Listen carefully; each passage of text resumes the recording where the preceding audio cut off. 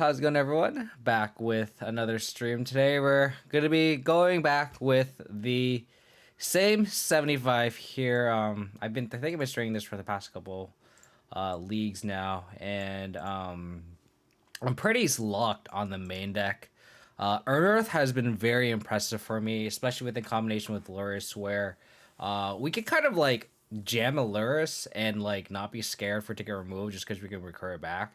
So like Earth is just so powerful, and if there's like a relic or like a recipes in play, like the cycling ability is very valuable, and like one mana is just so efficient. I know we talked about if there's a card that's like 2 mana, like black white, like does not go away. I forget what the card's called, but it's like 2 mana, it does the same thing, and then like has flashback for 5. I think 1 mana is so powerful in the cycling ability because there's a lot of people just running main deck yard hate now. Um, so I think just the cycling ability has just been very very good. I like one match I like got Blood Moon and just like I just got to like cycle in an Earth just try to like dig into something. I feel like it just has a higher floor, which is what I really like about it. Um, I'm sure there are spots where the other card that's 2 mana is better, obviously, because it has a higher ceiling. But I've just been very impressed by Unearth. Turak has always been very, very good. Just the whole list has been great. I haven't missed Liliana. The Manic Kai's has been really, really good. The Manic Explosives has felt good. I haven't drawn it too much, just because it is a one of, but like in theory, just seems good and makes room for the sideboard. Um, I think again we're kind of. I feel like the metagame hasn't changed too much. I feel like the metagame has kind of stabilized, the past a couple weeks ish. So we're still attacking Saga decks. We have 2 crime punishments. The thing that I haven't ran into actually a lot of is Living End and Rhino. So like we could have 2 Hushbringers if we're expecting a lot of like elementals, or like Yawgmoth. I think I'd want 2 Hushbringers here. But 2 Giant Magistrate's fine. I mean, maybe like if we're expecting a lot of Hammer, like we can keep the Kataki. But like we have a lot of hate against Hammer. We have like 2 crime punishments, another Dam, an Outland Liberator. Like one of these 2 cards could easily just be a second Hushbringer. Um, but the Outland Liberator has been very impressive. It was very impressive last league. So I definitely want to keep this. Like, but it just depends because like I think um I don't want to be too naked to a Living End or Rhinos match. So I kind of like keeping 2 brutalities for burn, just kind of a dedicated burn slot.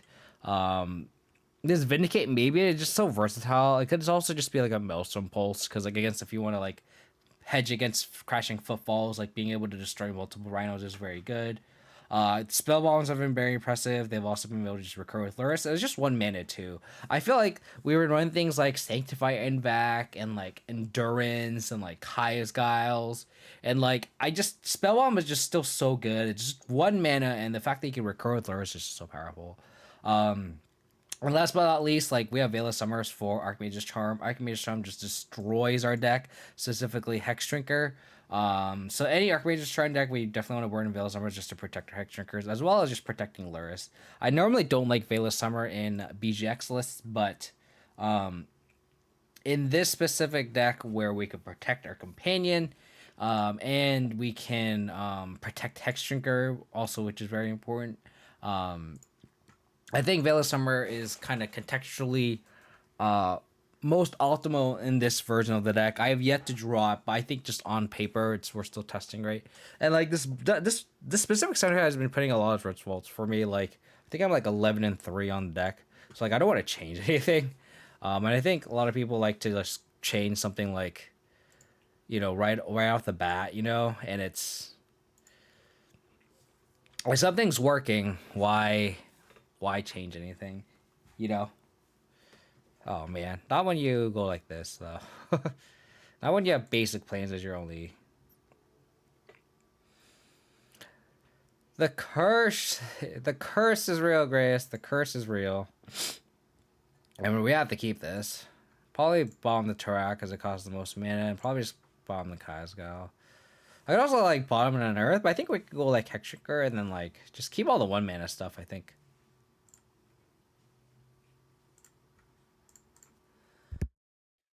Asians rise up. I am. Definitely indeed Asian. I wonder if we can draw another land. Depends on what our opponent. Our opponent revealed Gyruda, which is weird. So I wonder if they're on like this Pioneer deck. Jukabog. Okay. How about we draw on tap land?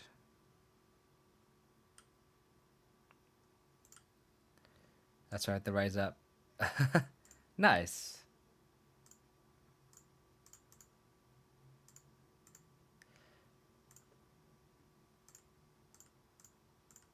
Just gonna jam Hex Drinkers there and just try to go under them. We'll level up the one that's tapped in case they have like a Ragavan or something and we want to block. I don't know what our opponent's playing.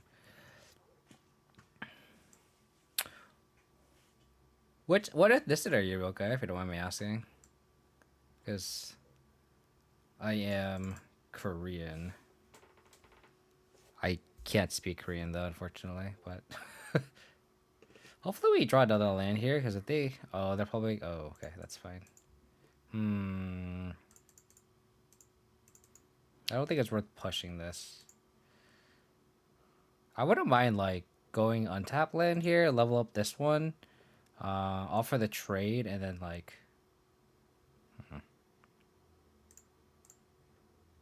I don't think they're going to block and not sack with this. So we're just going to level up this guy and then just go all the way. If they do block, we have the unearth. And then they're just not ramping, so... This is a good hand to, like, try to get under. To try and get under. So the thing about at least the new Gyruda list is like paying the 3 to put the Gyruda hand is a cost for sure. If it's the build that like tries to like get a bunch of duders in play, you know.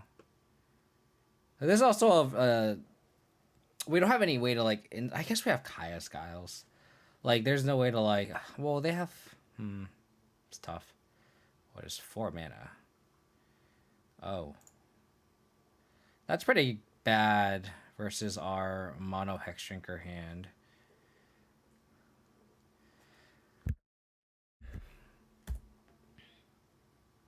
I mean, we're talking about 3-turn clock, I guess. Ooh, that sucks. What did level up? We're 5 from the Hex Drinker. But we're 3 from this. So we'll deal 6. We'll deal 6 this turn, right? So let's attack. We're gonna for sure attack. So they'll go to 10. There's no way we can deal 10 next turn, right? Kind of want to level up this one. So we draw a second land. We can just level this up and go to 8. It'd go to 2 4/4s. This can also go to 4. Yeah, let's level up this one.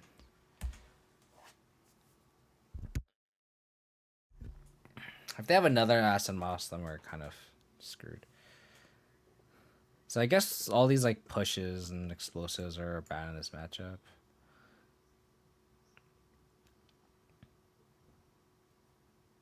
Oh, this is a Primeval Titan.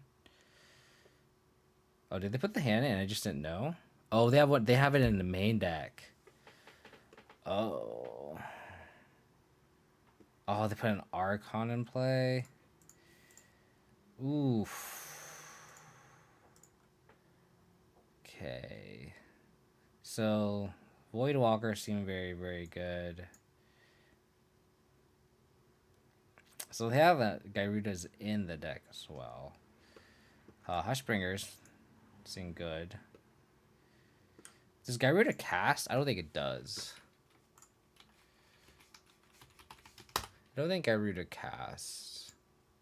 I think it just puts into play, right? Let me double check. Put a creature card with... Yeah, so it doesn't... So Drown through Magistrate doesn't do anything. You can see the dams coming. The pushes can come out. Explosives come out. Like, I think...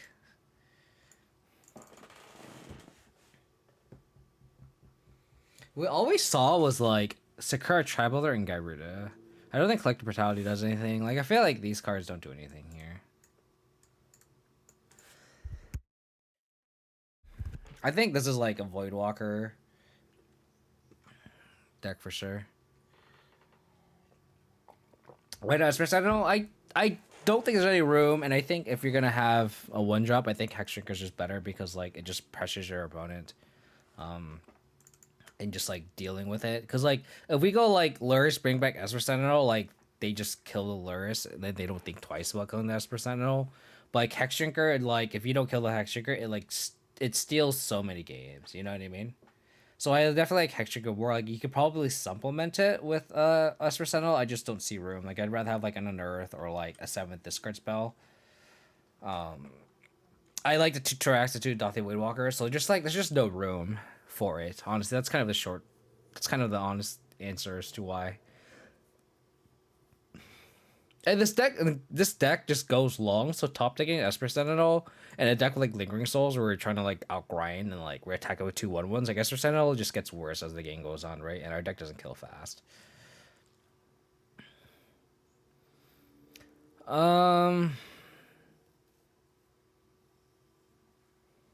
Maybe we keep the explosives.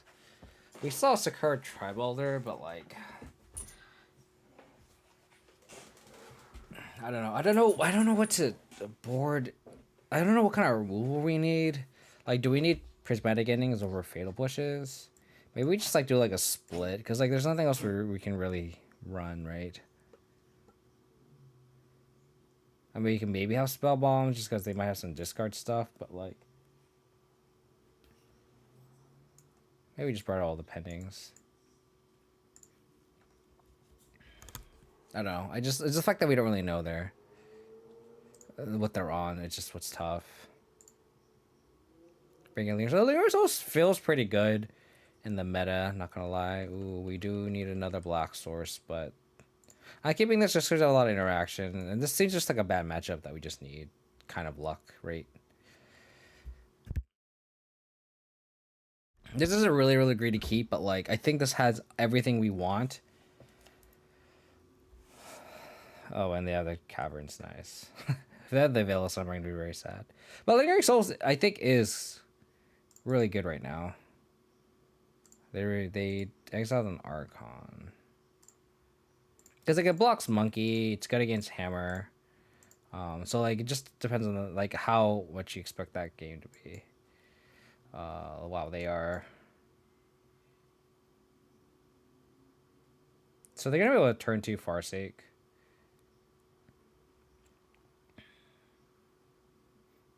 So here's the debate. If we spike a turn 2 Voidwalker, like a black source, we can next turn Thoughtseize the Inferno Titan away. So I kind of want to leave that line open, so I'm going to take the Farseek here. So if we like draw a black source here, we just like turn 3 Inferno Titan them off this Voidwalker. So again, like this hand is everything we wanted to. We just need the land. So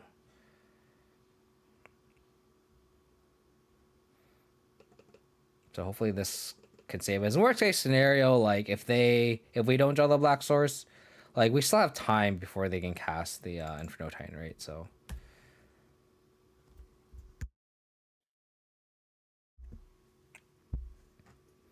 okay. Oh, I accidentally clicked the farce. So yeah, so they have Inferno Titan, Castle, Unknown.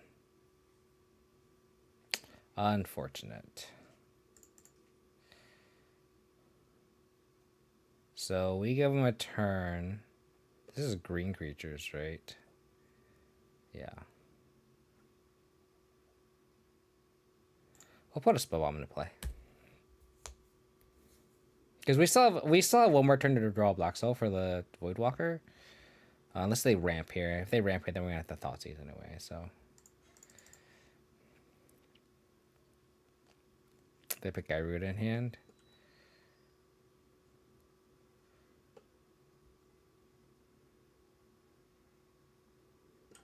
Spell one doesn't do anything against the Gyruda. It's really just a cycle. Oh, damn it.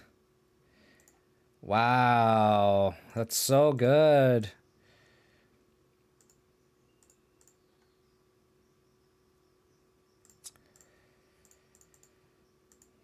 Wow. We boarded out our prismatic endings too.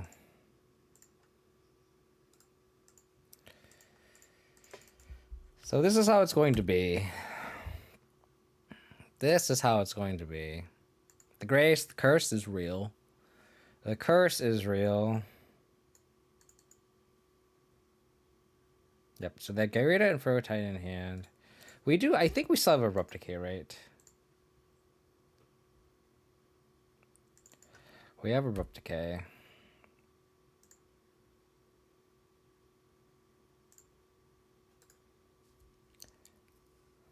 They can't cast Gyruda yet, but...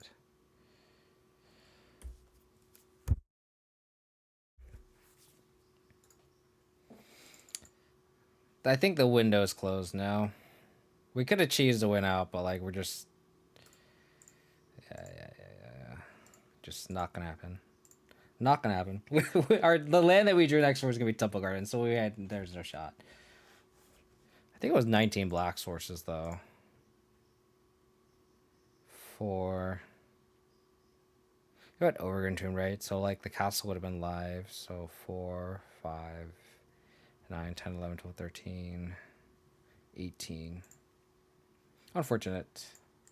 Gotta shake those losses off. Gotta shake those losses off. I guess like a deck like that too. They just go so big over us. It's okay. Oh my goodness. Why are you doing this to me, deck? I mean, we have interaction. I think we get Galashine with the Ferret and Catacombs. We just ball in the plains, I think. Temple Garden, interesting. Okay. So we're drawing a removal. It's not bad. I guess a Temple Garden deck. So we're gonna hold the fetch because the hell? Turn 2 nothing? Interesting. So we're gonna get a Triumph here, just so we can get everything online. Inquisition. That's really tempting, but I think we just have to slam Goyf here.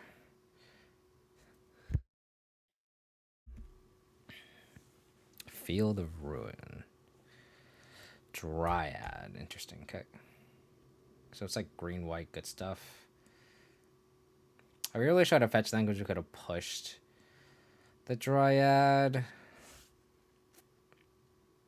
Now we're just gonna have the prismatic ending. Because, like, that would have grew our Tarmogoyf to a big boy. It would have been a 4/5, but sadly just half the damage. Huh. Scream White Company. Got it. Yeah, so this prismatic ending was not. Oh. That's fine. Goose. Yikes. Path to Exile is tough. We'll have to take the Grist.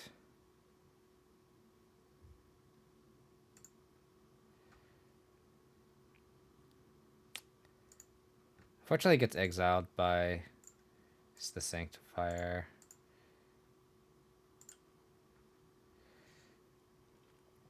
I kind of don't want to play the castle into their Field of Ruin. I might have to like sandbag it actually. So they're gonna main deck Coco. So it's like a green white company list, which is kind of cool. Seems like a really bad match. Like my rule of thumb.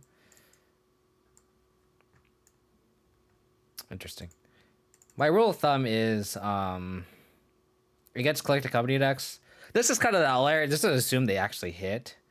I think I just take this.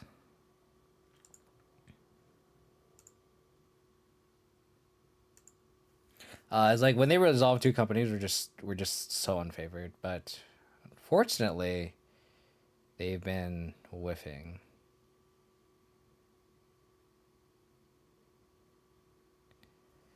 I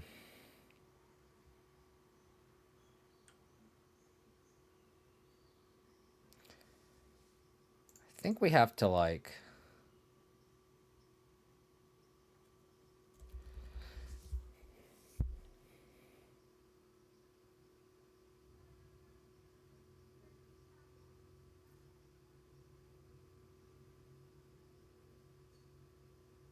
So they have Path to Exile, Uzusa, Elvish Reclaimer. We have to save the push for the Reclaimer. So I think we're just going to play this Goyf and pass. We really need Revolt here. Like a Bauble would be so good for us. I'm not going to play the Castle and put Lurrus hand. I just don't think that's worth it. Oh, damn, they have a Grist on top. Jesus. They have another Collected Company? Oh my god.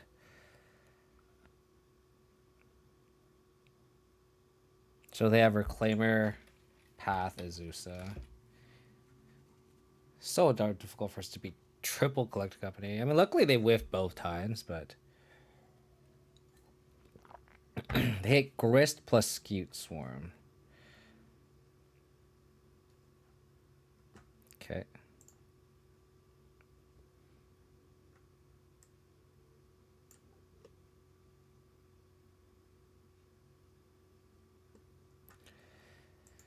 Oh my gosh.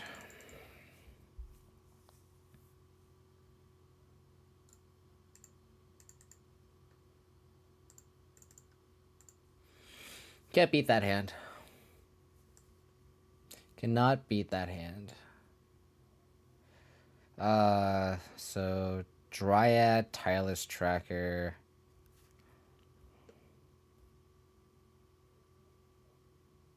Grist, Sanctifier. I don't think Hushbringer does anything here.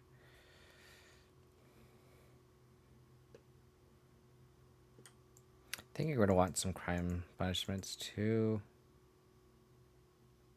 I think we can take out the Unearth because they have like paths.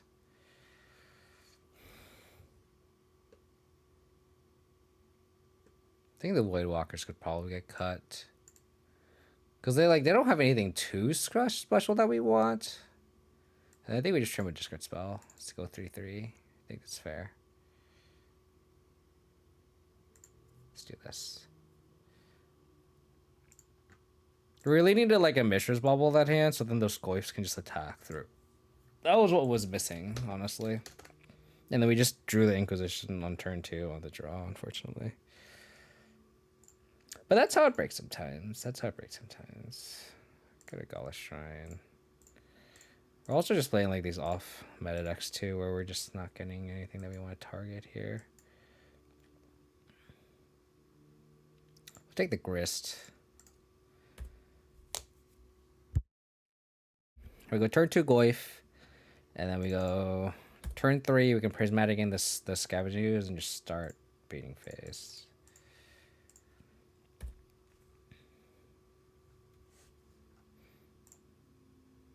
Yep.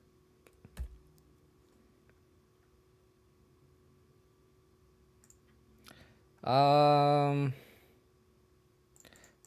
think it's worth doing this and then hold up Fatal Push for the whatever 3-drop they'll play next turn. So this is all going to a plan here. This is our game plan. We just want to kill everything, be done with the Goyf.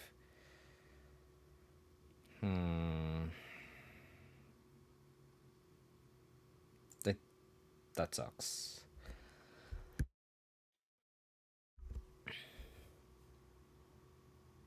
I think we have to save the Scute Swarm, or push for the Scute Swarm. They have a lot of 3-drops, so it'd be nice if we can draw run our lands and we can punishment all the 3-drops. So I think I'm gonna leave that alone. So I'm gonna like actually fetch. I know like we want Revolt, but I think we're gonna play Lingering Souls no matter what. So that's fine. Decay was a decent draw.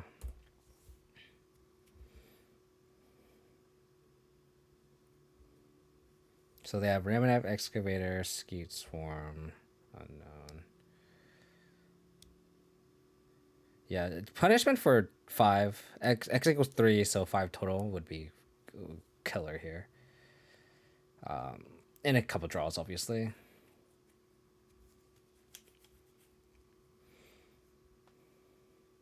Okay. I guess they go in Skeet Swarm. It'll land. Yep.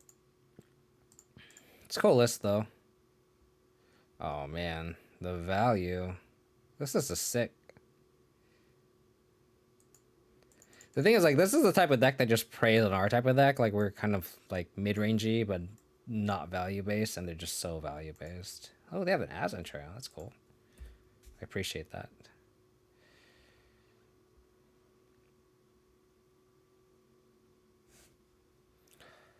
I think it's worth trading.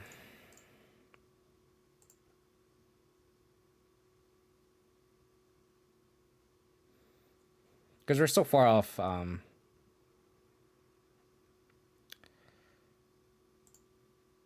let's attack here. See if they trade. Because if they do, then we can push it. They don't. I'll play a Goyf here. So they have Excavator.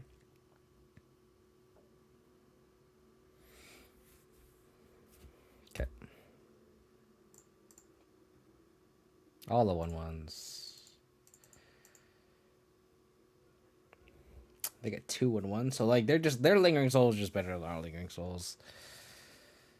I guess there was a line for me to decay this. Maybe that should have been the line.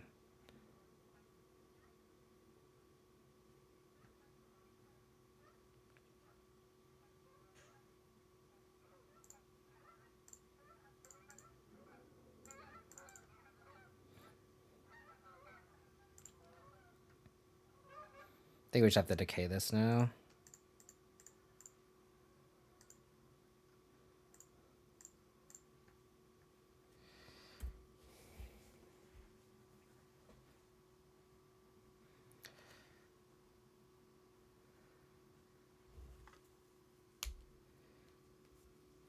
Oh, God.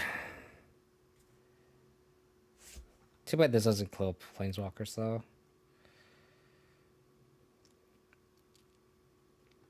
The value. The value. They killed Hexdrinker, which is interesting. So, if we draw a fetch, we could punishment for 0 and then push this and kill Grist with the Tarmogoyf. If they have nothing, assuming they have nothing else.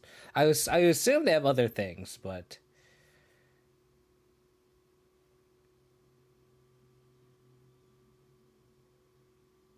Excuse, okay.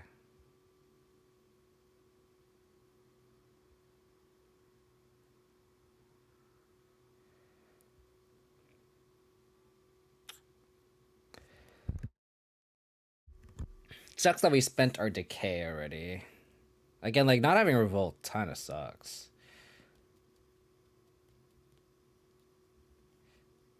I mean, we had to use the fetch. We had to cast the Lingering Souls, right? Okay, well, now we drew this, the fetch.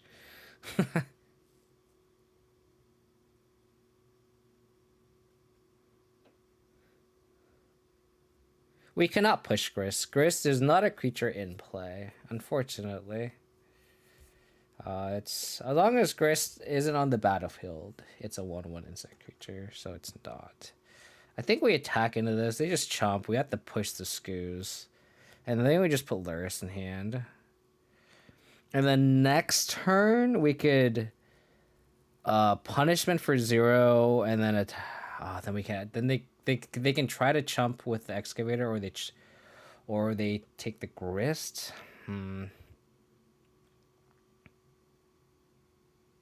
So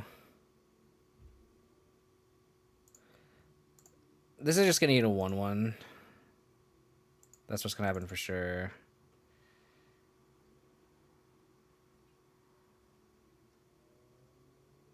Yeah. So we have to push now because we don't want them to eat the Hexdrinker, because that's the only card we can get value out of the Lurrus.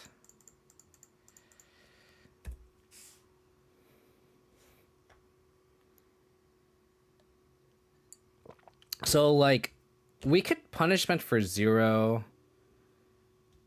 We lose our illusion though, but I guess it all depends on what they have. Because if they have another creature, then we're just kind of screwed. They milled the Dryad, so a Grizzer if that means anything. They play a Reclaimer. I'm assuming they have Velka in their deck, right? They have to. Yes, I would like to get a Forest. Sure.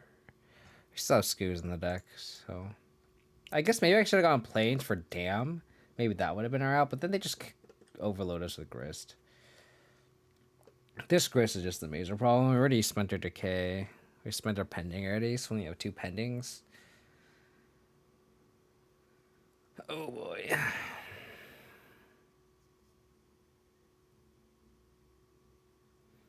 So we can punishment for 1, excuse me.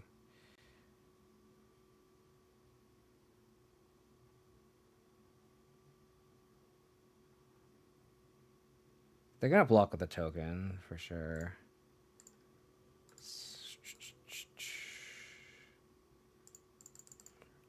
Probably gonna drop this league and then just reset, honestly. I don't want them to like start doing this, so I think we have to punishment 4. We could also crime a Grist with this next turn. So we could go Lurrus, bring back Hexdrinker, and then next turn do crime a Grist back. We could also Skyclave.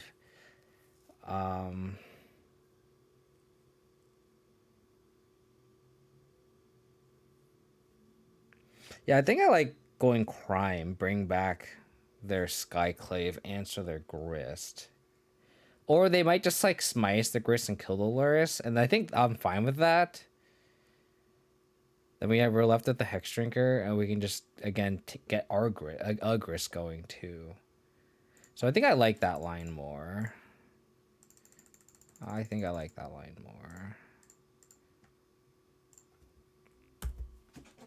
Hopefully they Grist minus. I don't think they will because there's no oh boy. Now we can punishment for 3 and get decent value now. But we can't kill a Grist though. So I'm hoping they still minus kill Lurrus. The fact that this doesn't kill Planeswalker sucks. Okay. Oh no, they make multiple Skeet Storms. So we have to now we have the punishment for 3. Awesome. That's such a good exchange for us. I'm assuming they're killing the Lurrus. So this punishment for 3. Yep.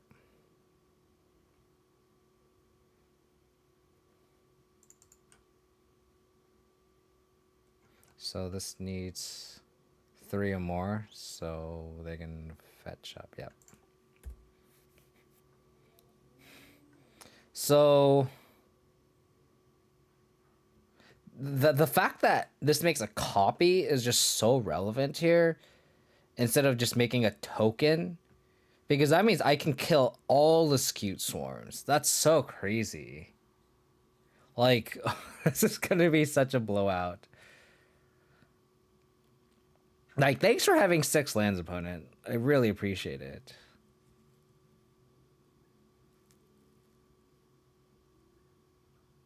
Oh yeah, that's fine. I'll take 2.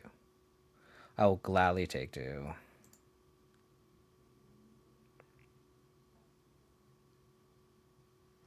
This is gonna be sweet. Push to back it up. Cannot complain. So I'll punishment. X equals 3. Thanks for destroying the Grist that I can't kill. I was gonna wipe all the 3 jobs anyway. Your Scute Swarms are gone. Your Excavator's gone. And then we attack for 10. Oh, that's pretty sweet.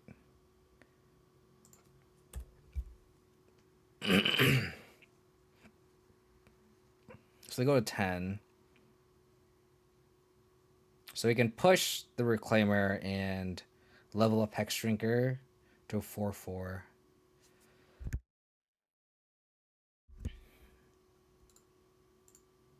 We're out on Earth, so like we don't have access to another one, but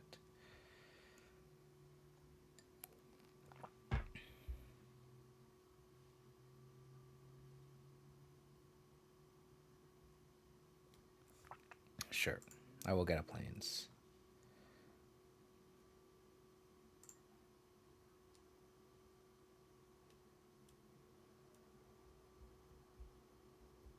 Then they got a basic planes now, did ya? Okay. I'll get a swap.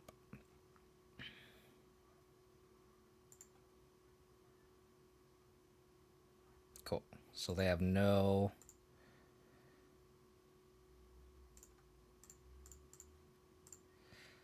No Veil. They have 6.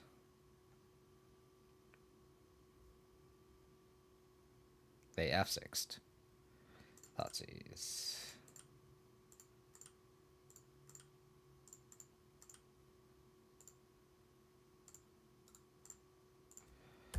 So they need Skyclave Apparition.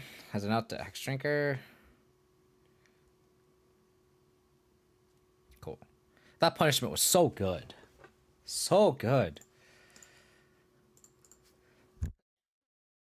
It makes me wonder if we want Voidwalkers.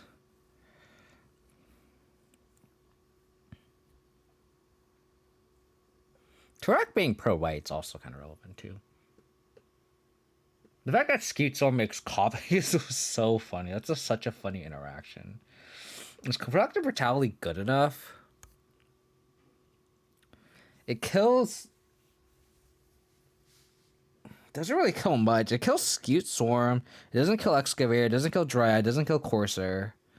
It kills Skyclave Apparition. I don't think Collective Brutality is good enough. Yeah, I think this is fine.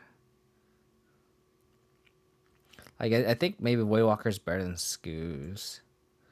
Just because like we can get under. Maybe I want that. Just because like the board state gets all gummy, and we kind of want to go under them, right? So let's try that. Sure. We don't have a white source for this prismatic ending, but the rest of the hand's pretty good, and we kind of need lands for this punishment to take over the game. So like hopefully we draw a white source by then. But going like discard into decay, hopefully we draw a white source for the prismatic ending. Like right now. White source. Perfect.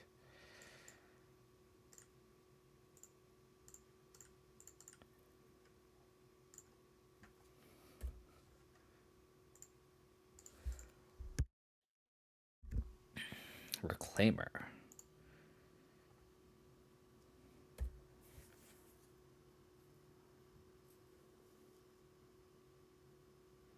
I think I want an Inquisition here, just in case they have like a Grist, and we could play Hex Shrinker, and then we can always just decay the following turn. Like that.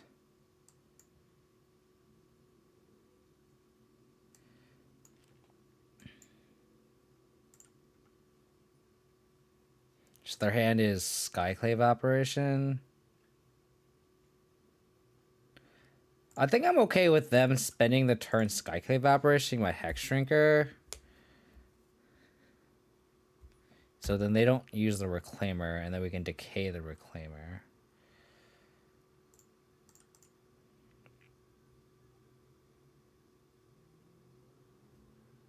Especially because they have the Flagstone in play.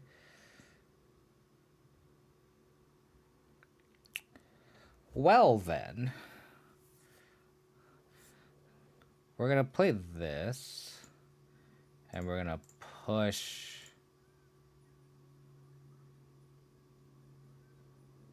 this. We're gonna save the decay for a grist.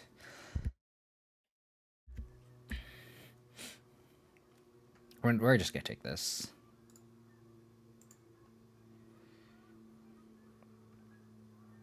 Don't have a land. God bless.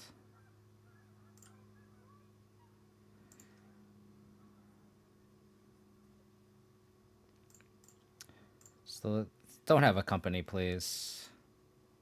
Fuck. God damn it. Oh, that's how we lose this game.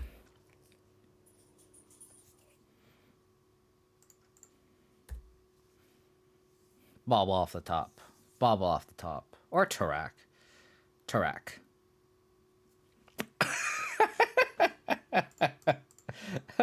Oh, God.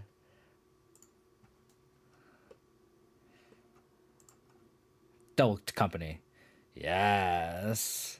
Tarak, baby. Let's go.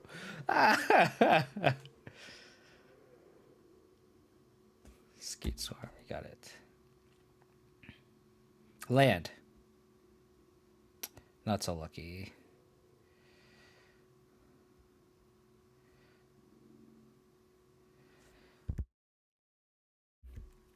I guess we just attack and then play Lurrus. Oh, but then we have to like X equals 3 for this. This is a tough spot. Because I don't want to... If we draw a land, we could punishment.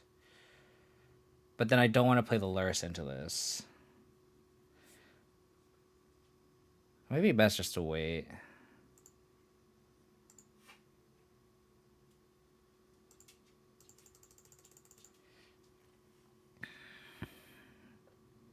Unfortunate. Land. That's also suffice. I'll take that draw as well. I'll take that. We still can't attack, though. Not until next turn, I don't think.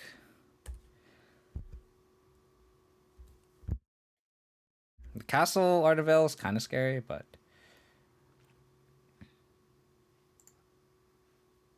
Okay. There's no land in the graveyard. That's funny. I'll still take a land off the top. I'll still punish him for 3 if need be. Thank you.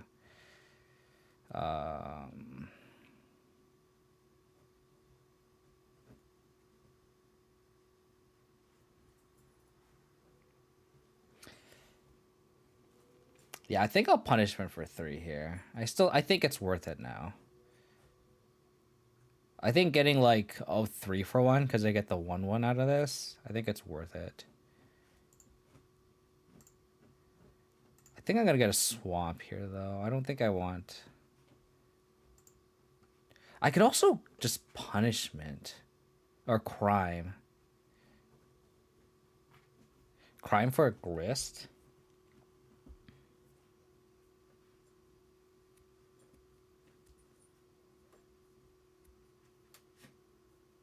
God, this is close.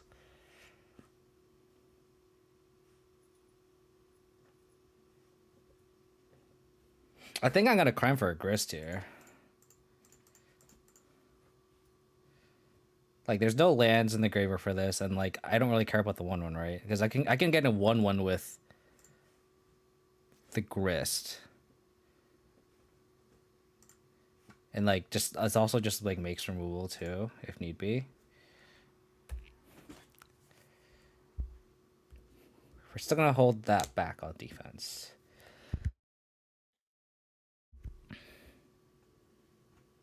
That doesn't do anything.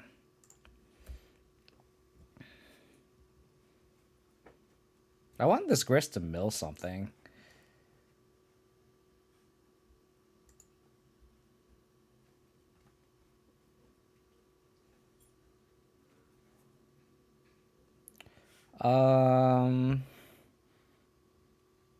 Attack here. They could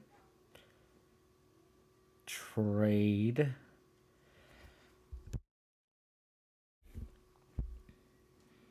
And I just go Lurrus, bring back Turk again.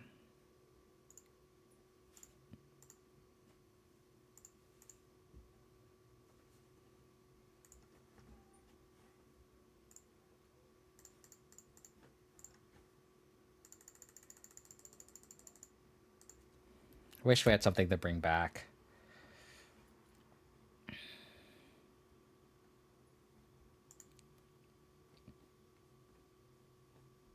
Don't hit anything good, please. Oh, they hit the grist. God damn it. So that punished me for playing the Lurrus.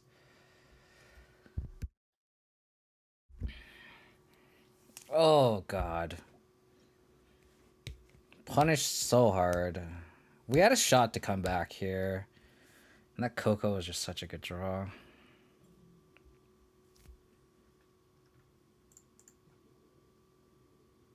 Sack the insect. Color. Oh, they can kill Planeswalker. Oh my god.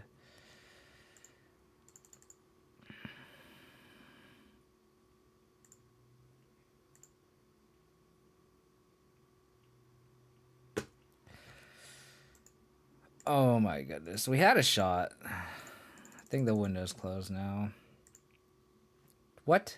They let me kill Grist? Oh my goodness. Oh, we have a shot again then.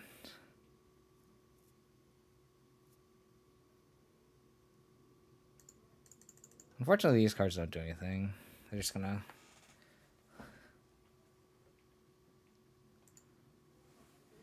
play Reclaimer here.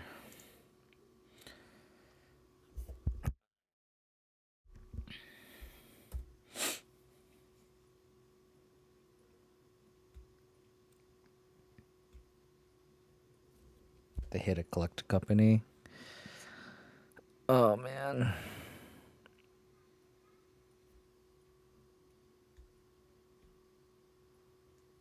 That we had a shot to win next game though.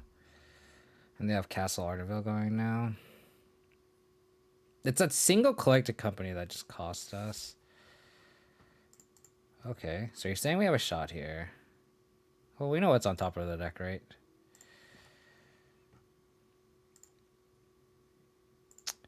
Okay. We're gonna be on defense here.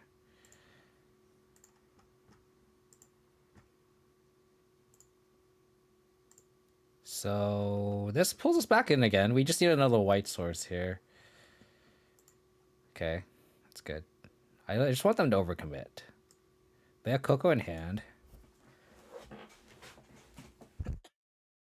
They're gonna main phase this Coco. Sure. So we have 2 draws to a white source. We can reset the board. Not out of this yet. Not out of this yet. That's gross. Luckily, there's no Valakut to play. They could fetch a Valakut, so we kind of need a white source now.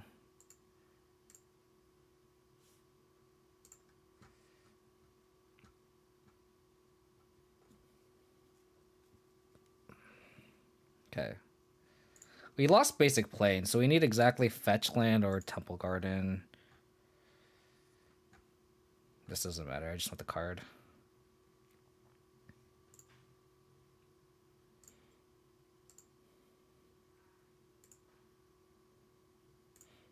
Please, white source.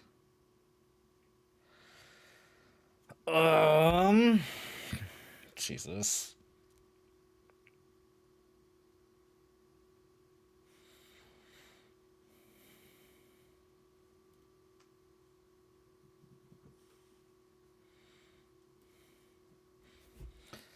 Damn.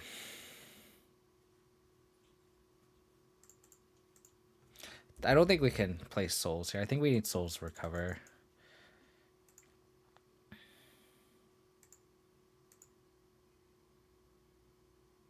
They're fetching the Dryad away. Interesting.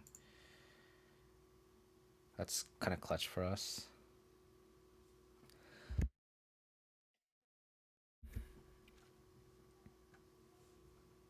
We need the second white source for down.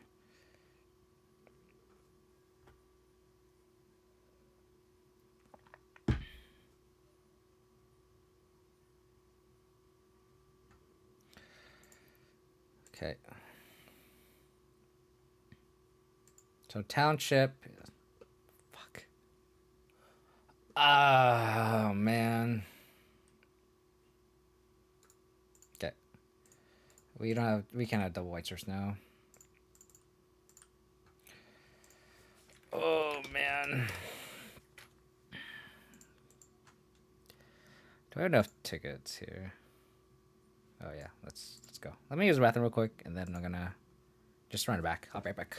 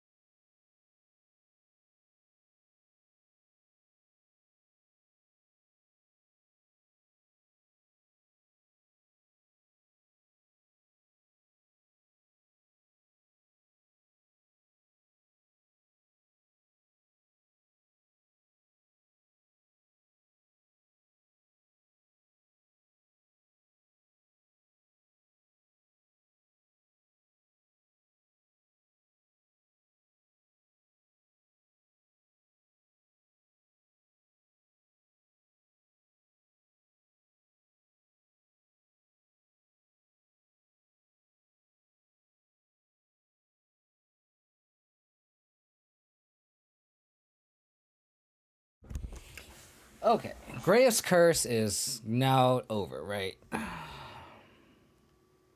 Let's try this again. Round one, we just like mull into 5, and then with like an unplayable hand. Just get that bad taste out of our mouth. And just try this again.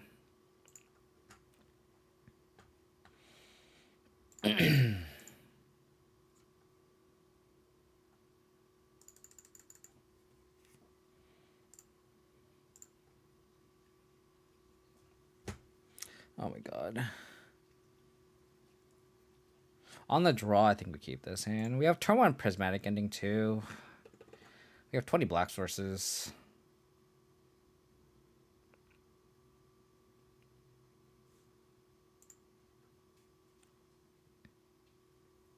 They didn't go turn 1 map, which sucks.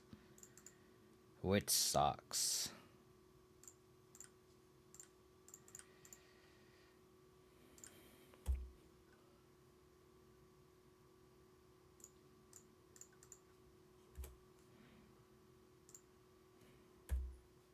Yeah, we're on coil. God, they have Natty Tron. That's gonna be really unfortunate.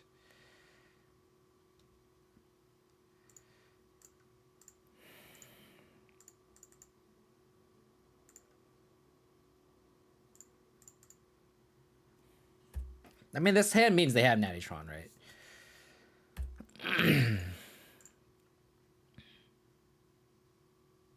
Okay. So you're saying we play on. Hopefully they just play a map here and we can scrying it. Yeah, okay. You got it.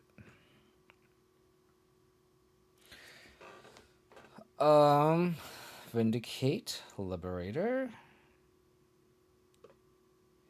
These cards don't do anything. Pushes can come out. We don't actually have a good Tron post board plan. I just like not hedging towards it, unfortunately.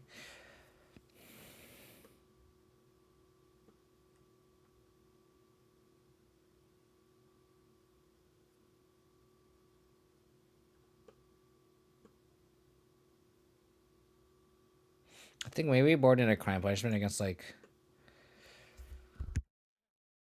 if we can get like a Ulamog in the graveyard, bring it back with crime, it's an out. Classic. Okay. Okay, if we draw Thoughtseize off the top, we have a shot here.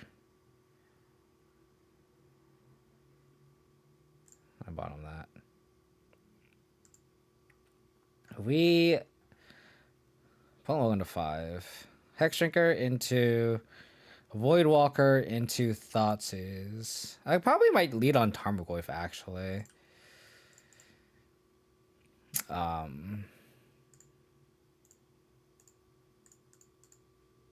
Oops. Might lead on Tarmogoyf because that way, if our opponent has like a Warping Whaler or something, star Thoughtseize.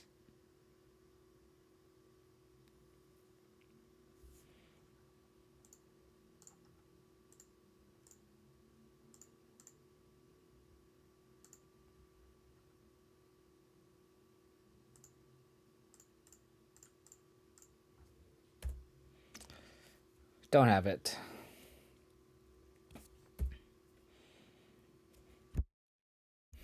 Okay, so they if that's scrying, that sucks. Oh, they have a map. Decay pending.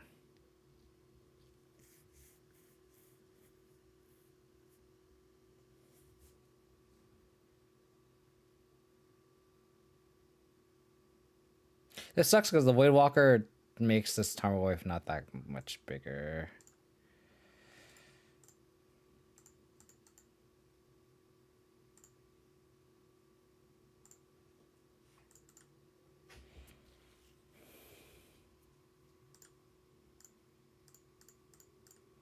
Just gonna have to go for it though. Because we just have a lot of bad cards post board, unfortunately. We have a 2-turn clock though. We really needed a pending that hand because we could have pending the map. Oh, they just have Tron. Okay. Well, that sucks.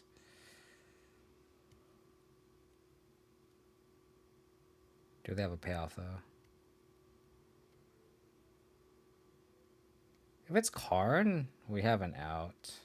If our Worm Coil, we have an out. And the Kaya's Guile. Karn isn't bad. They have to exile the Voidwalker though. Okay.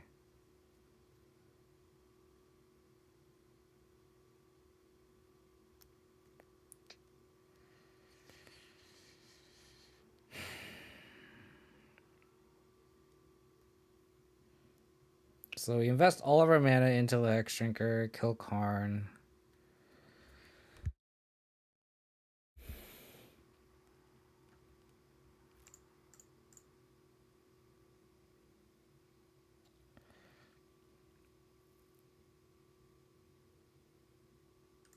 Yeah, I think that's what you have to do.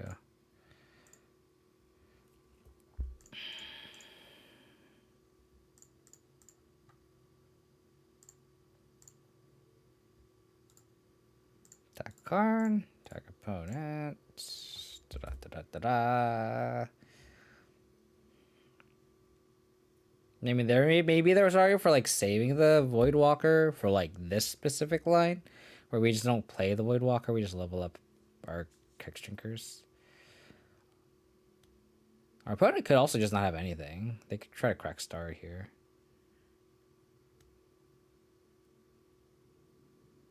Okay. So do they have Ensnaring Bridge?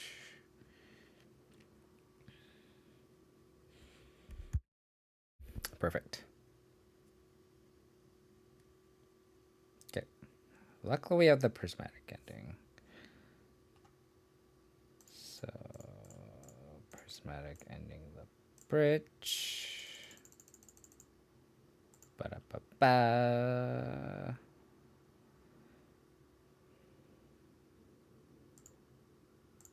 So this will attack Karn.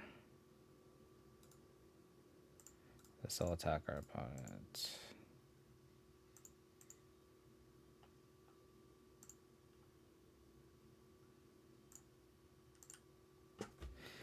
I guess I got shocked the Temple Garden in. I should have actually shocked the Temple Garden in and leveled up the Hex Drinker. Oh, I'm so bad. Because I could have given the Hex Drinker on the right protection from everything next turn. So if they slam a Worm Coil, oh, that's so bad. I should have shocked it and leveled it up. I just wasn't thinking. Doesn't matter.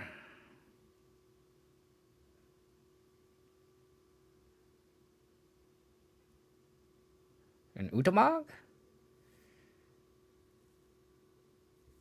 Utamog. Okay. Land creature, sorcery, instant artifact, planeswalker. Does Kaigal actually wins the game here? That's crazy. Sack, make a 1/1.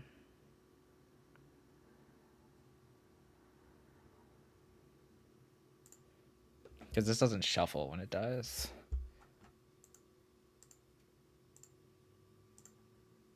Oh my god, my mouse. Stole game 2. Unless I have like a dismember in hand.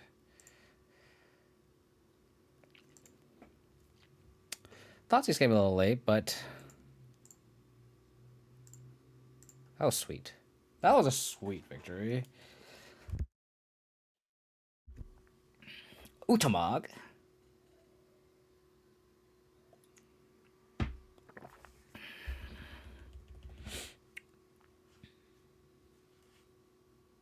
Prismatic ending is just so good. Alright, we stole game 2 against Tron. Pretty good, pretty good.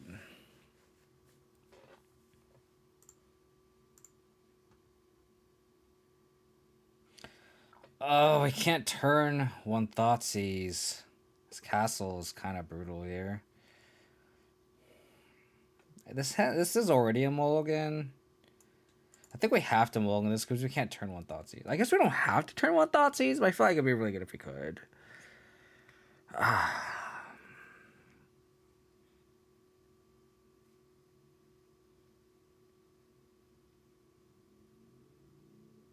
gonna mulligan. God, I wish that castle was not a castle. It sounds really good. Because we can, pending a map.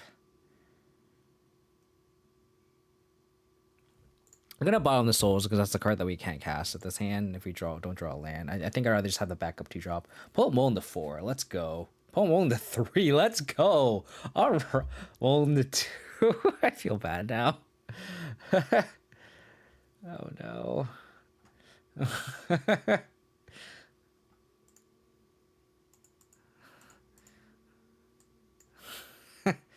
Okay. Oh yeah, we're 100% penning that for sure. For sure. I mean, this Inquisition is also just dead, right? So.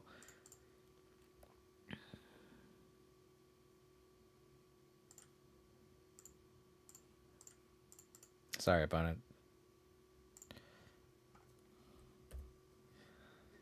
So, can a Goyf plus Goose beat down with the game? Okay, they have scrying. It wouldn't be that inconceivable, honestly, if we lost this game. Let's be real here.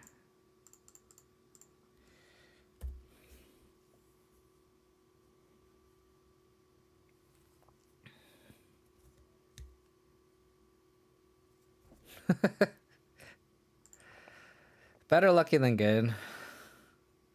I wonder if the line is to like... I think we have to save this Tarak. Like, let's say our opponent can see that. I think we play Skoos. Don't fetch this. And maybe fetch a Triumph. I don't know. I feel like we want to, like... If there's sandbagging threats, I think we need to, like, kick the Tarak. Okay, so I would have drawn that. Yeah, so, like, it would have been correct to, like, save the Tarak. Being results-oriented. Okay. Am I winning, son? I hope so. We went 0-2 drop in the first league, though.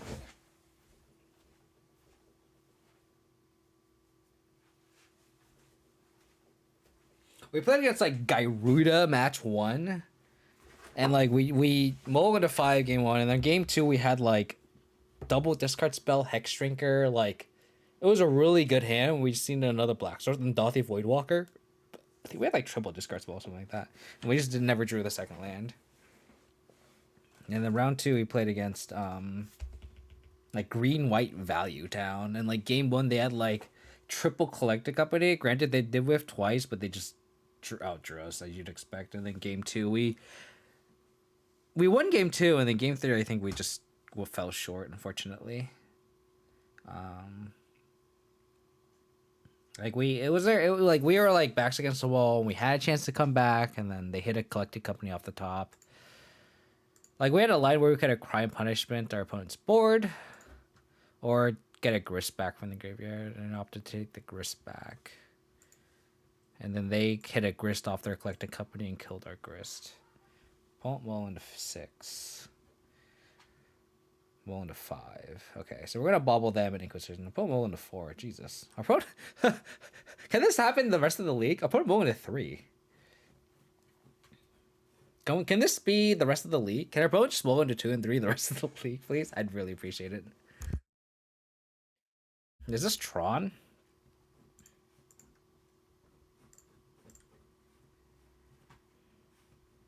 It probably is Tron.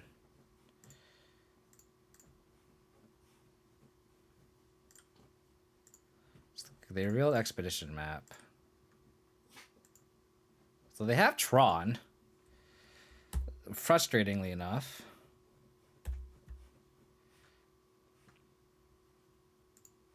We need pending off the top here. No such luck. Oops. Man, facing Tron in the same league, twice in the same league, is brutal. Especially because I'm not like prepping for it. Vindicate off the top. Just kidding, because we don't have Vindicate in our deck.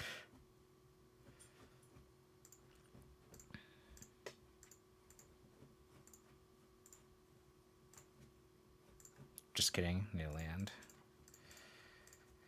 So, no payoff, please.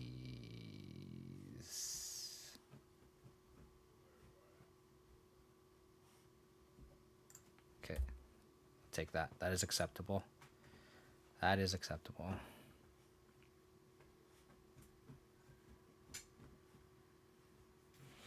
Okay.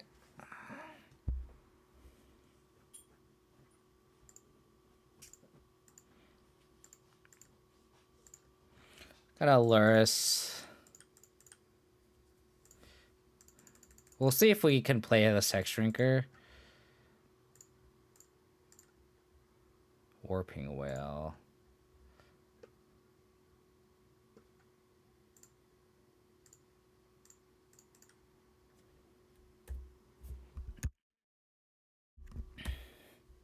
I mean, they can just kill the Hex Shrinker. So they have Warping Whale unknown, yeah.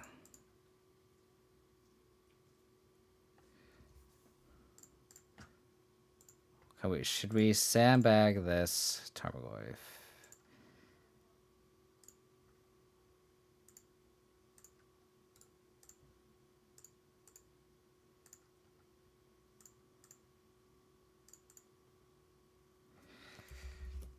Let's tap correctly here.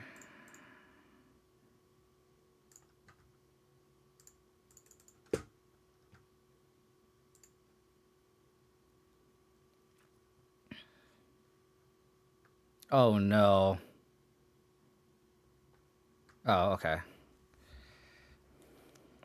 We're getting Kai's got our opponent again.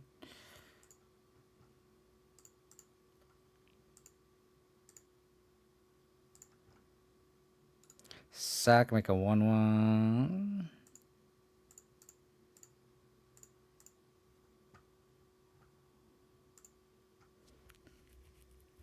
One point short of lethal. So Karn is in and out. Worm Coil is in and out.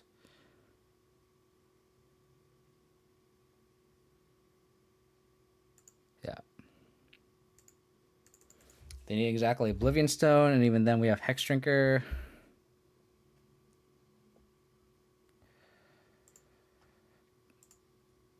Oh, God. We are not ready for Tron. Stop it. Stop it. This Kai's Gal's mains have been so good. Like, oh my god. Don't think we can have explosives. Pushes can come out. Do we just need a second dam? Just have a second dam.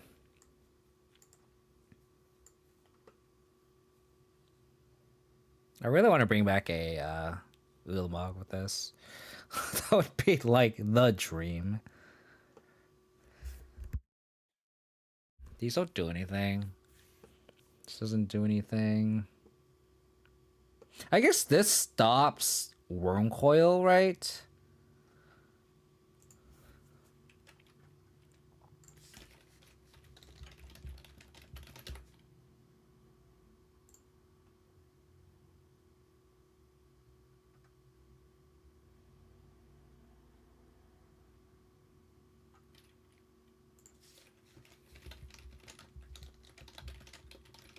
But like, it's also just like a 1/3.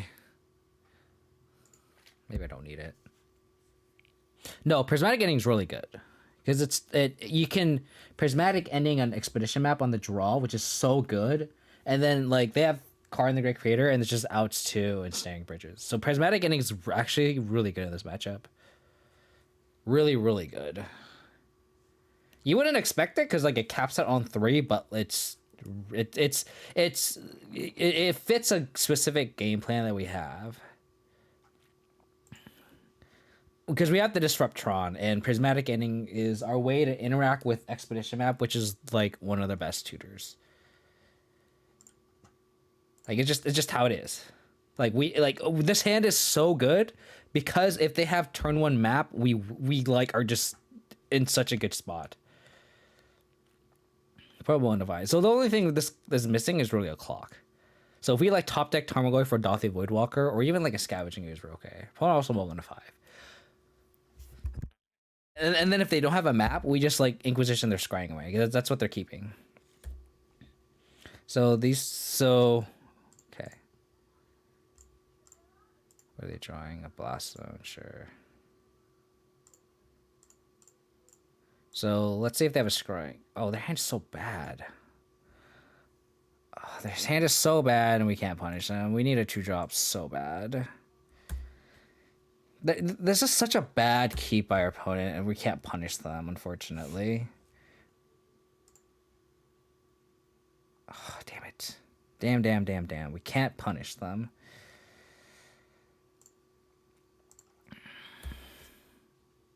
Cannot punish them. We could draw Torak. That'd be nice, though. And if they don't have Tron. Oh, they... God damn it. Yeah.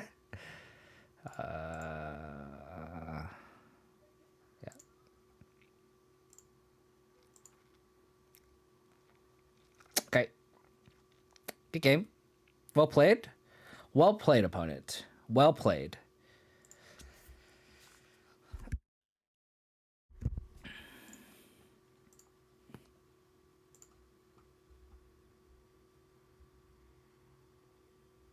I think we can do better than this. We're not. This is a matchup where you just have to bowl aggressively. Like these medium hands like these, this is not going to do anything. It's just not. It's just not going to do anything.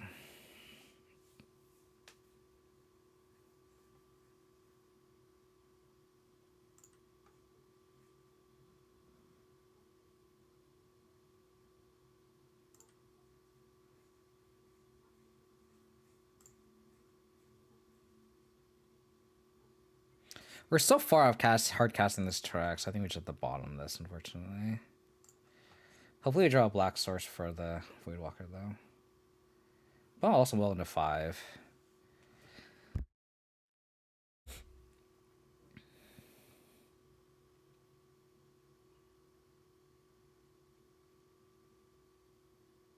We're going to play the Catacombs, so then in case we draw a black source, we can go to Voidwalker.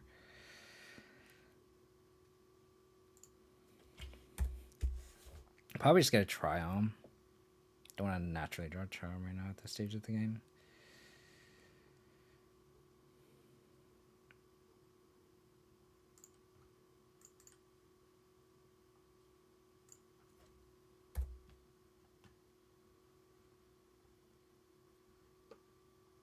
If I draw Decay, I actually might Decay this.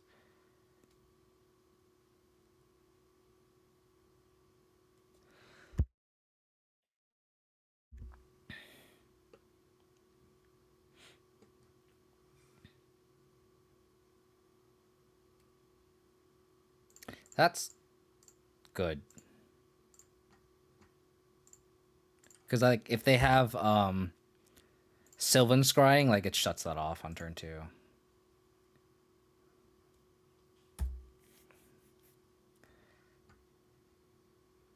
Oh, we need a Black Source. Oh, damn. We have the combo.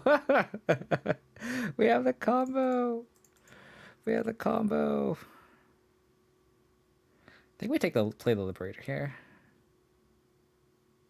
I think we play the Goyf. Never mind. Because if they have like, and we want to save this out as our for Ensnaring Bridge, right? Oh man, that sucks. Sucks. Passed. Oh boy. Oh boy. We're gonna just Voidwalker here. Like we have to go for the all-in play, right? Hope they whiff. Thought sees them. Don't have a Nurse's Mine. Don't have it.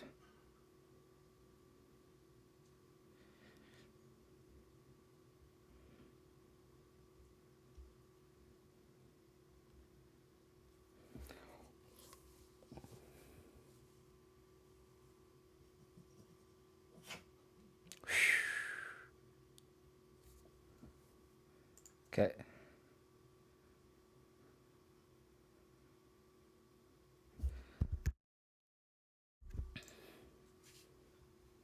I hope so.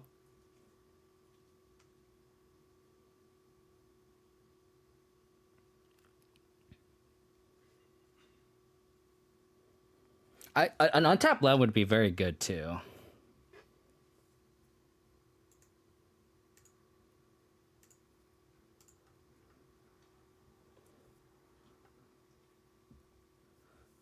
Because we could actually, it doesn't really matter at that point. So let's Thoughtseize.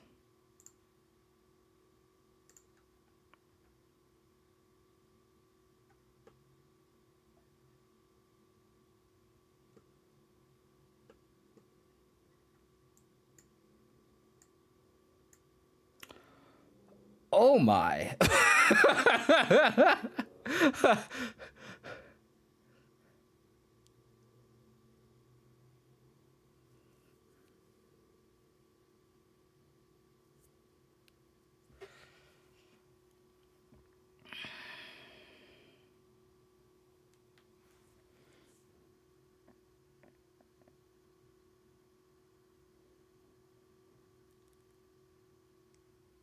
The shit thing about it is like that second Ugin is so good.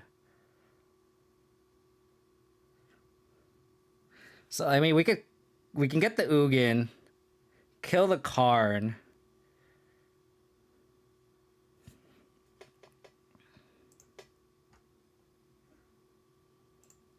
This is gonna be interesting.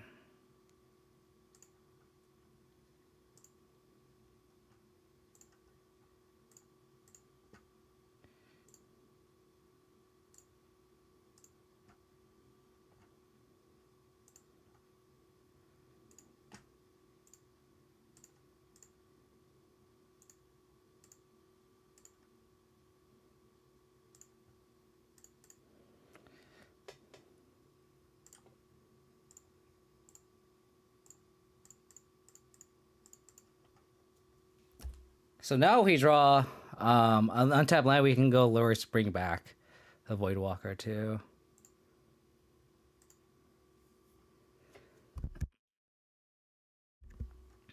We're also just going to destroy this bridge as well.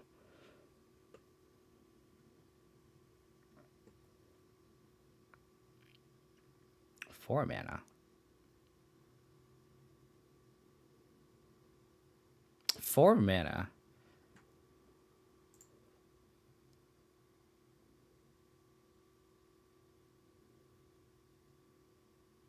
Thragtusk.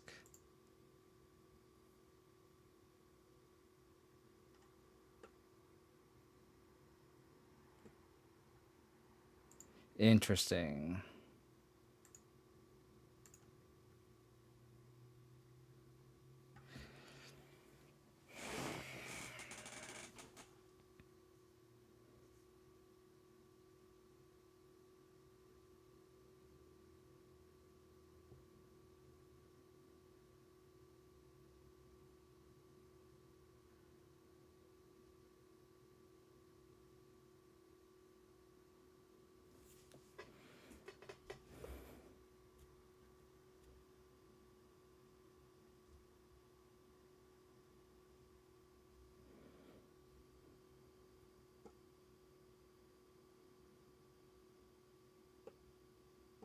I want to see if they block with the Thragtusk first. I doubt it, though.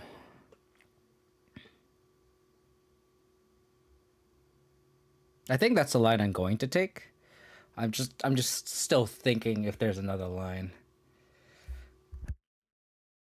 Yeah, there's still a leave the battlefield trigger ability, but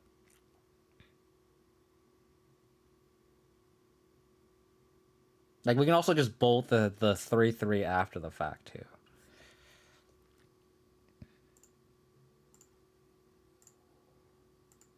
So look, unfortunately the Void Walker doesn't do it, so I don't know if they will. I don't think it's guaranteed. Yeah.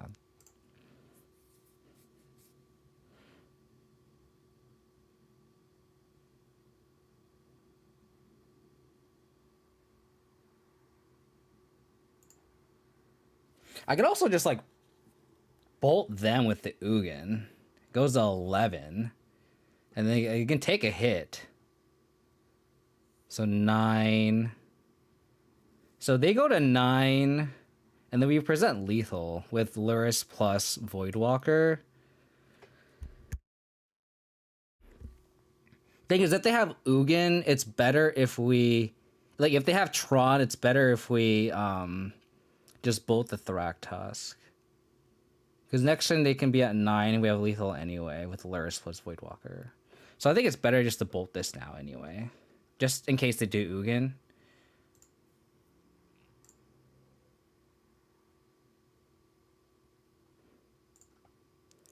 And I think we want a creature in the graveyard for this Tarmogoyf. So we'll do this before we bring the Lurrus, the Voidwalker back.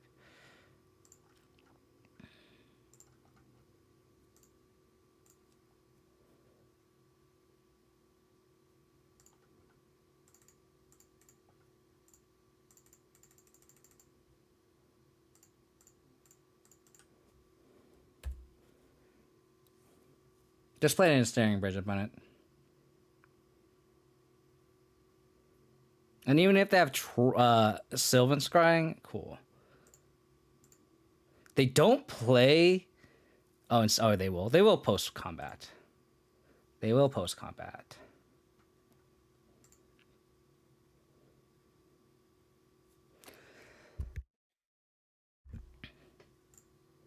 Okay. Game over.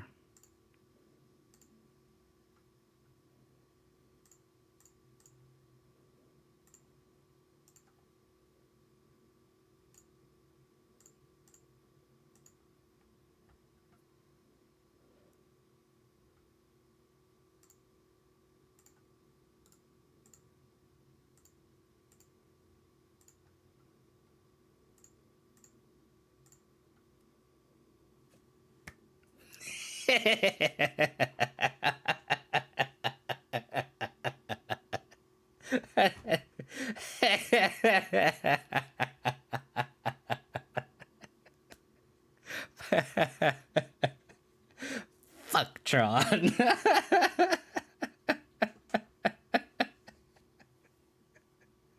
That feels so good. That feels so good. Oh, yes. Let me just take this in for a second. Let me just take that in for a second. Oh man.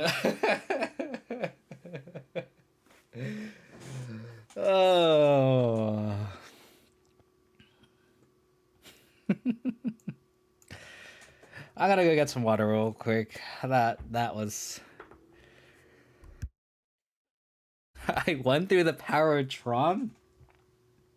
I mean, I'm a Tron player that casts Thoughtseize and the Tarmogoyfs. Of course it feels. I'm never gonna be the bad guy if I'm the Thoughtseize, Tarmogoyf, Hex Drinker, Outland Liberator deck.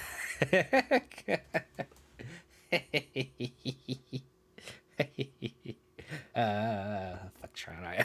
I'm gonna go over here. I'm gonna get some more water. My throat's getting a little dry. I'll be right back.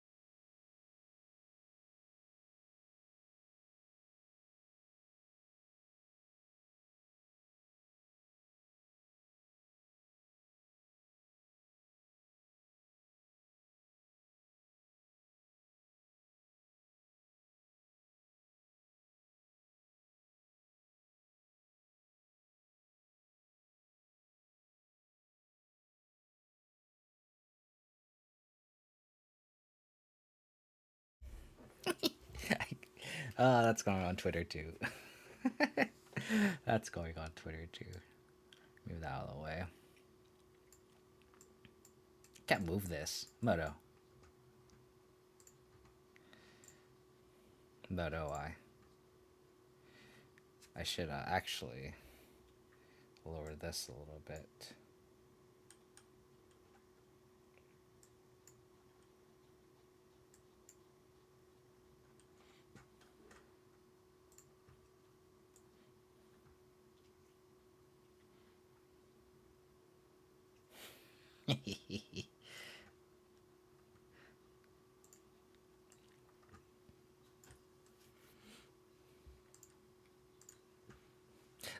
That's never getting old. I could literally do that every day for the rest of my life. And I will that feeling will never ever go away. It'll always feel the same.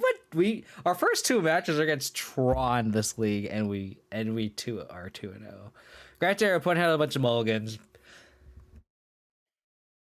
but feels good to go through that gauntlet unscathed.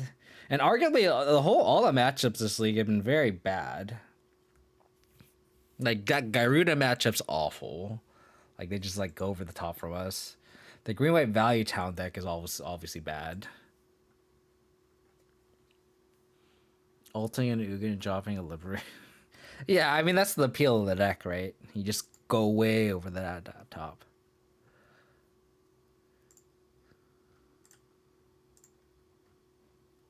Solid hand.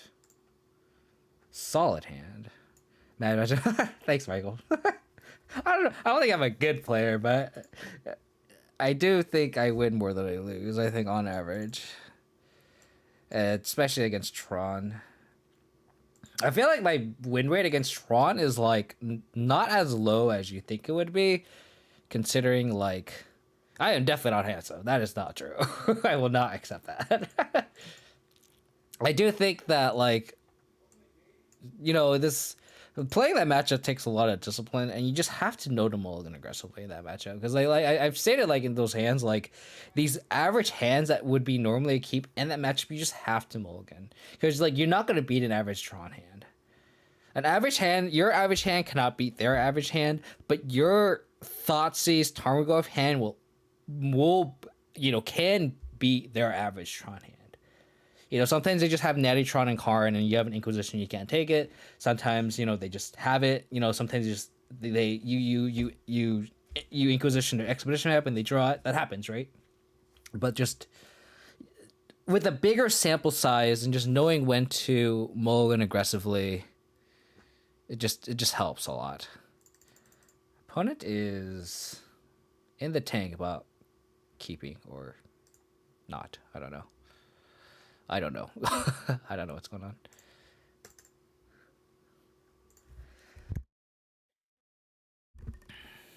I think with like the season's getting a little colder, like my throat's getting a lot drier, unfortunately. Which is not COVID though, because I get tested weekly at my work. So you know it's not that. But it's just like I think I don't know if it's like allergies or if it's like or if it's probably just allergies or just a cold weather. Some combination probably. That's what's unfortunate. Opponent doesn't want to play Magic with me. I need to do a lag check here. Cool. Lag check is Moto pass the lag check. How's it gonna work tonight? Hope you're doing well, buddy. Oh, thank you for the raid. Appreciate it. Welcome everyone from Mordecai Streams. Name is KO Diamonds. I only play Abzan mid-range. I can't say only, but I mostly play Abzan mid-range, which we're playing tonight, obviously. We somehow are 2-0 playing after we beat Tron twice. Somehow, someway, we beat Tron twice back-to-back in this league. We ought to drop the first league. We lost against like a Gyruda pile where we just we mulled the 5 game 1, and then game 2 we kept a sketchy 1 lander with like triple discard spell, Dante Voidwalker. We just didn't draw a second land. And then game 2 we just lost to Green Valley Town. Time Folder, thank you for the follow. We appreciate it. Thank you for tuning in. Lost the 5-0 to after. Yeah, that's happens, right? Sorry to hear that, buddy. Hopefully your rest of their stream went well, though. That sounds like a successful stream. I actually was watching Nikachu play you, so I was glad to see that your rest of the league went well. Ooh, this is a tough take. I think we have to take Swift Spear.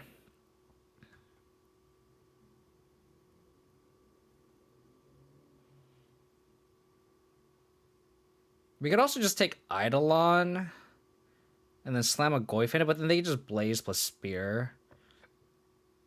I think we have to take the Swiss Spear. I think we'll go Swiss Spear.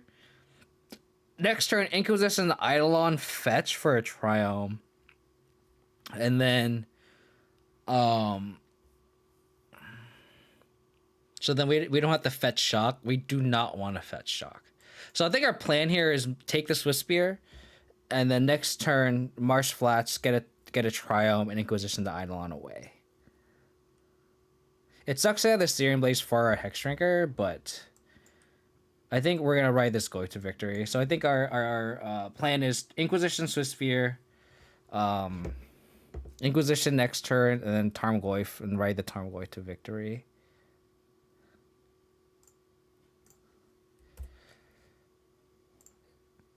That is our game plan. So we're against Burn. Yeah, I saw you got it really good. And then I went to your stream after, and then you had like 1 land, like, or sorry, you had like 7 lands in hand, and I was like, oh no. Oh no. Ooh. That's actually a really good draw, because now we can Inquisition, take the Eidolon. We don't want a Searing Blaze. It's actually isn't that great of a draw. I don't think we could steer from our game plan, because I think we still want to Inquisition the Eidolon away.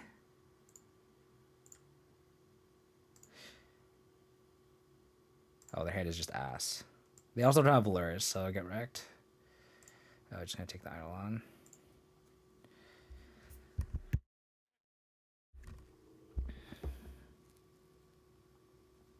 Sunbait Canyon. Damn it.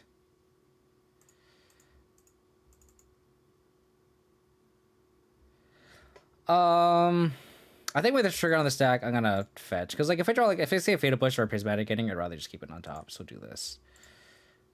Kai's. Ooh, it's okay. So that's kind of a card. Main deck.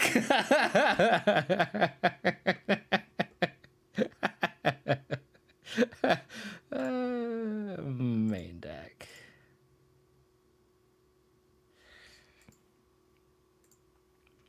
Personal question. What's up, Mordecai? I don't know. You know, it's hard sometimes, you know? Are they going to sandbag the canyon for...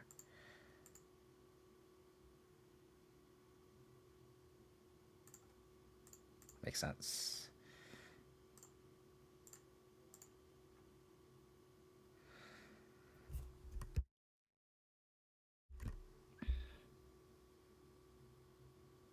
Thing is, like, we can't really progress here. That's the problem.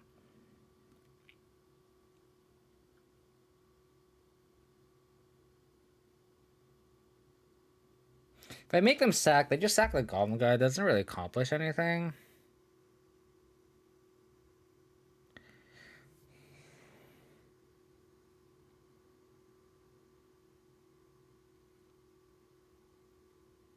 Yeah, I think I like going 4/4 Hex Shrinker here. Yeah. I think I like that line. And then we just Kai's Gal next turn. I think they should attack into the Tarmogoyf here. And then just Searing Blaze it. I think that should be their line. But what do I know? I'm just a filthy Abzan player. Doesn't know anything. But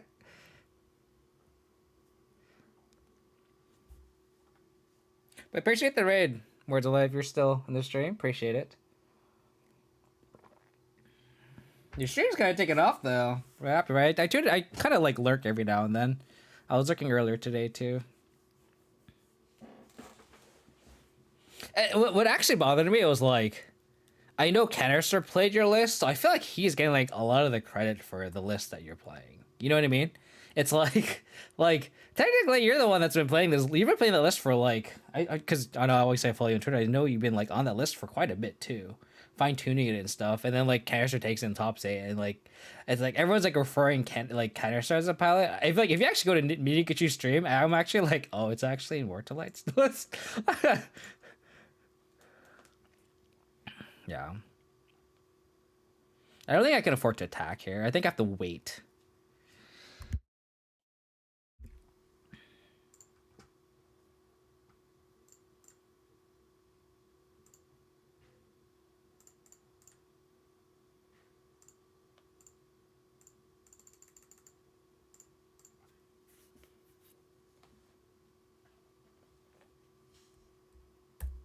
That's funny.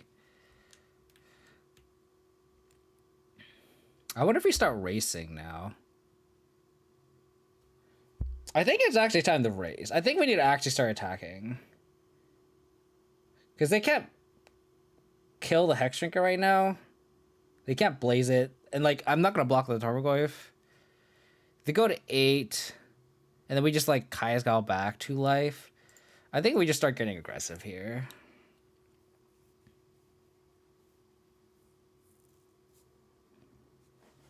Because if we're going to win this race, especially with this Hex Shrinker, being able to like go to being able to ultimate.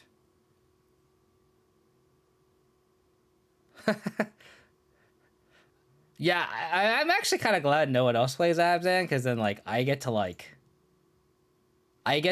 keep that. You know, it's like my thing. As selfish as that sounds.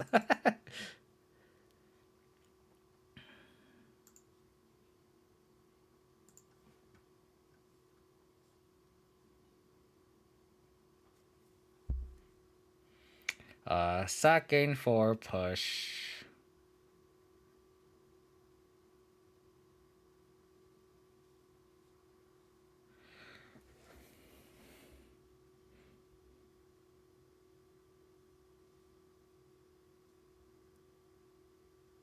Trying to figure out how aggressive I want to be here.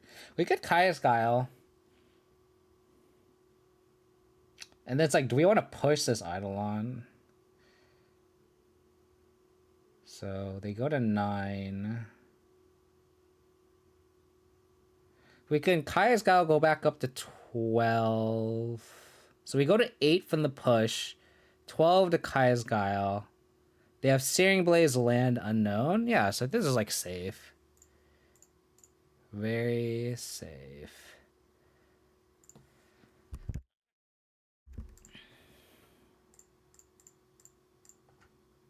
Sack gain for life. And they just have to block next turn. And then we can level a section up all the way. So I have Blaze to unknown. They can't have 12 points of burn. Cool. The main Kaya's Guile wasn't like clutch, but it's nice being at 8 versus 12. Take the Thoughtseizes out. Voidwalkers can't block. Brutality is the name of the game here.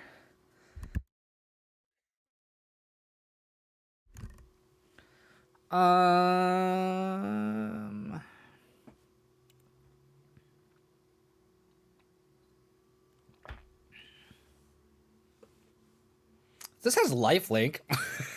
Do we just port it in because it has lifelink? one powered lifelinker is not that impressive. I think we'll board in the crime punishments. So the maybe pile. So I thought these Voidwalkers are just bad because Voidwalkers can't block, and we need all their creatures to actually be able to block a Goblin Guide or a Swift Spear, right? Thoughtseize are obviously bad because it deals damage to each other, to excuse me, to us. So, like the maybe pile is like Vindicate, which is kind of clunky. A second Dam, which isn't bad. Draft Magistrate only stops Riftbolt, which is like not that worth it to be honest. Outland Liberator can kill an Eidolon, but it's not worth it. So I think it's just by default. I think we just board this in. It's like this. It's just the 59th and 60th best card. I think. Like this is like arguably like the 56th and 57th or 57th, 58th. It's not the best, but it's a nice sweeper. If they like go wide, we can punish them for 3. It's not great on the draw, but I think it's worth it. And since they're not a Lurrus deck, so we can just keep the spell bombs out. Again, this is a matchup where we can kind of mulligan aggressively here because like if we keep 7, it's bad, and we just die and we lose. We're losing with cards in hand, so like you just gotta learn to like mulligan to these matchups. Like I mentioned in the past, like this hand's so close.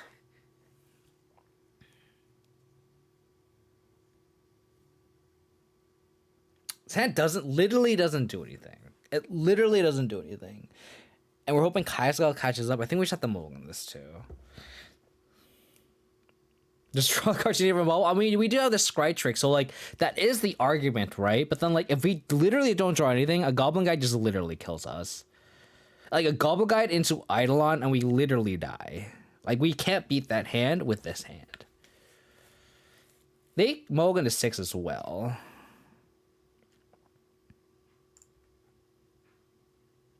Hand's a lot better. A lot better. Bottom of Lingering Soul. Bottom of the Turak. Yeah, because we want to discard and we want to get value of the Lingering Souls. So I'm going to lead on the Triumph here.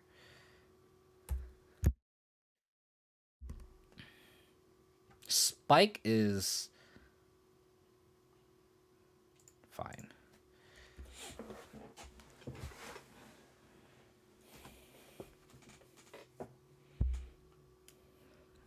Get an Eidolon here? Sure.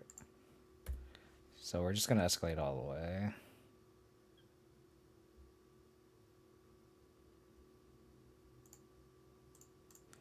All the way, you say. All the way. Probably discard the Dam. Since we drew the push. So this is net neutral on life.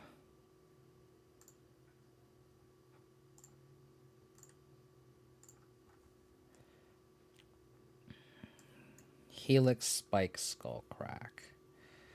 I think we just take the Helix here.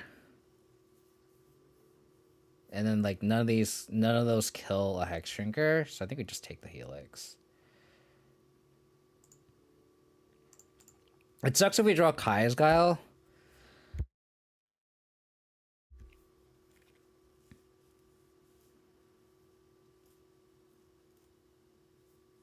Because then they're just gonna hold out Skullcrack the rest of the game, right? They're gonna hold out Skullcrack the rest of the game.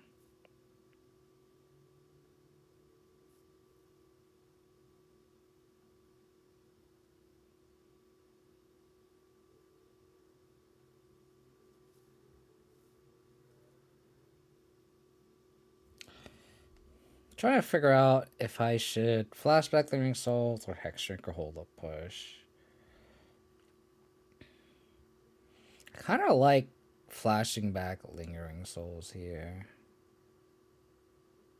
Is the same clock as Hex Shrinker. And I don't think we don't have time to invest mana to Hex Shrinker right now. And then like if they draw a Goblin Guide or a Swiss Spear,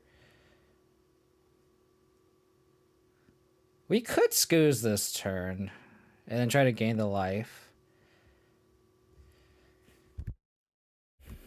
That's also a line too.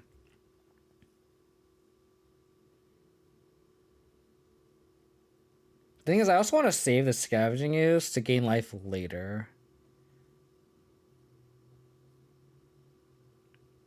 I think I like going Souls here, because like if they have like a Searing Blaze or something, I want them to Searing Blaze the Hex Drinker or the Lingering Souls and not the Scooze, because Scooze is what we can kind of take over. So I think we'll play the Lingering Souls and play the Shrine tapped. We're at a virtual 10.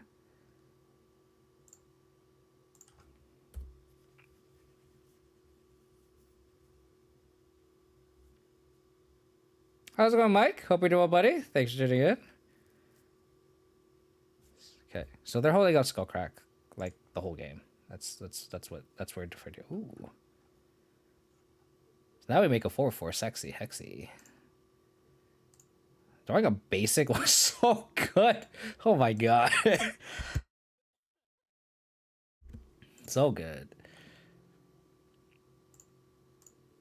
Oops. I want to make green mana. That's what I want to do. That's what I want to do. Again, if they have Blaze, or if they have Blaze, that sucks, but...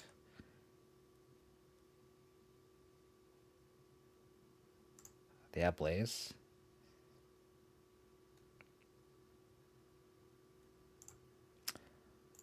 Okay. No Blaze.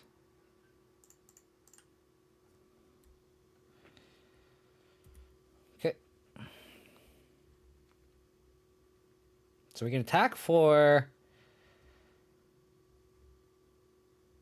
6 next turn. So we have lethal in 2 turns.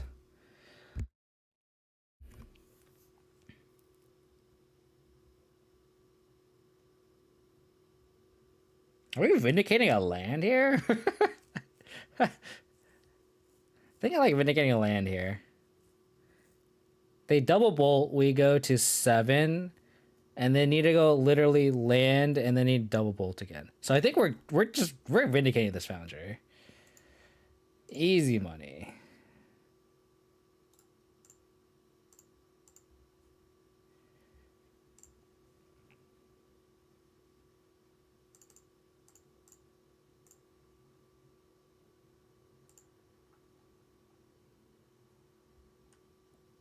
Column also gets transferred. Yeah, that's true too. Very true. Does it target actually? Sure. The next time a sorcerer choice which is is. Does it actually? I'm gonna go this protection, so we just have lethal. No, it's not. Predicting flop actually doesn't prevent it. It's the next time a source of your choice, so you can actually choose the Hex Drinker. That's unfortunate. This is not a target. So that would not work, unfortunately.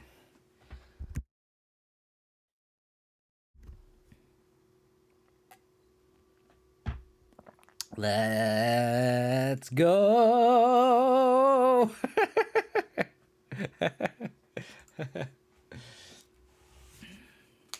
Pawned plenty of Emeralds in my time. That's sick. You think I'm gonna take 15? I may have no permanence, but you're taking 15 damage.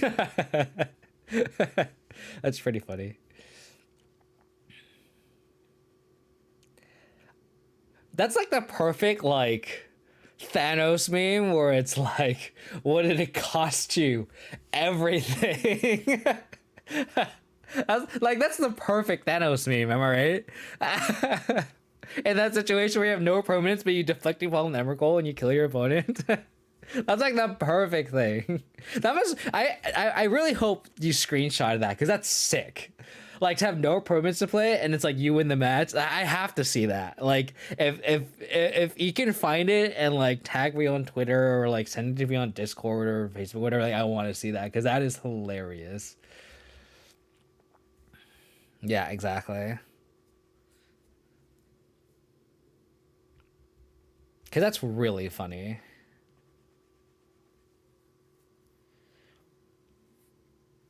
I mean, you haven't lived until you survived an Emrakul attack. And like this is like 6 years ago. Our opponent, like, there was like a through the breach list. That was like through the breach Emrakul was like it was like a tier 2 deck I think at the time. And I had like Kitchen Finks in for burn and like for this matchup you can like you know um like the sacrifice ability is actually relevant, like the persist ability. So like I actually like took a hit off Emrakul, went to like 1 or 2. Kitchen Finks persisted back and I cracked back for the win with the Kitchen Finks. Like my opponent actually let me do it. It was really funny. Like I had lethal on board and they were dead on board, but like it was just funny to see that sequence happening. You know, where they like I sacked my whole board, so all I had was a this has no removal. I wish Lurrus were on the play. So it was really fun to just see that secret events. Okay. I'm assuming they're on control. In which case we have a lot of bangers in our hand. I'm still gonna wait, I think.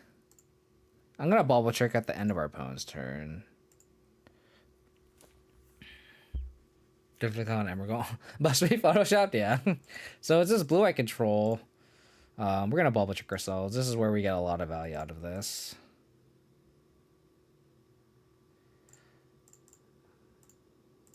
I'm gonna shuffle this, baby. This is a pretty bad matchup. Unfortunately, but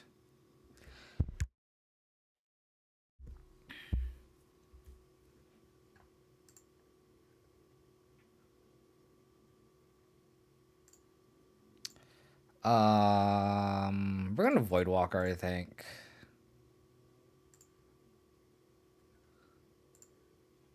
Since we have the second one in hand already.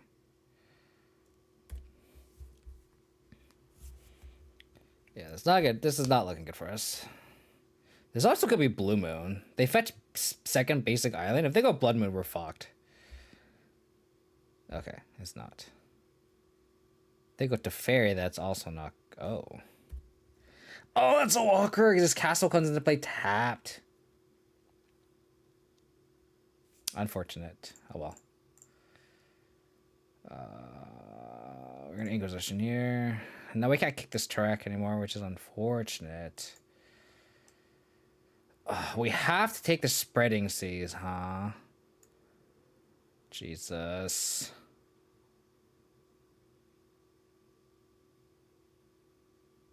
They have the Verdict already. Damn, I really wish we were on the play here. On the play this time would have been... We might have had a chance, but on the draw, this is really tough. We just we can draw out of the Spreading Seas. They could also just Verdict our board next turn, too. I think we're going to take the Teferi.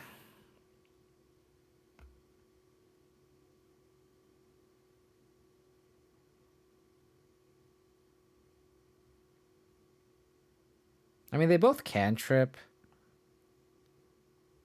I guess we just have to take the spreading seas, huh? Like, we can't get a call for color sources. I wish this Goyf can stick.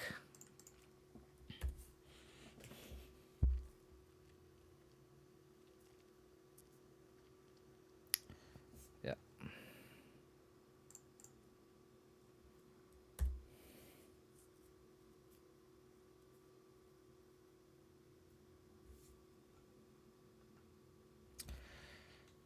I wish that was a Thoughtseize. I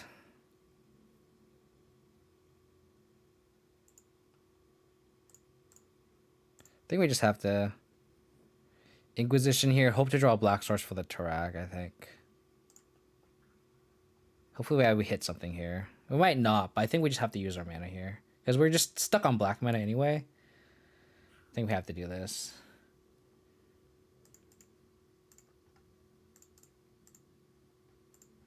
So hopefully we draw a black source. They Verdict. And then we Tarak. So we just need to hope to draw a black source.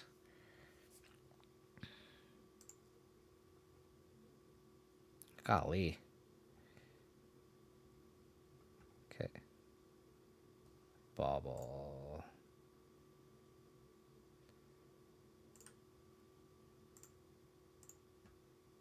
Mysterian Forest. We're just gonna...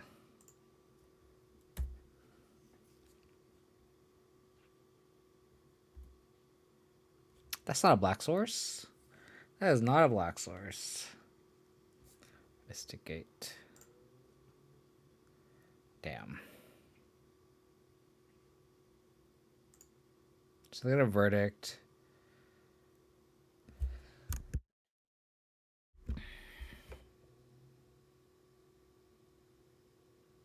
So if they Verdict here, we can like Voidwalker,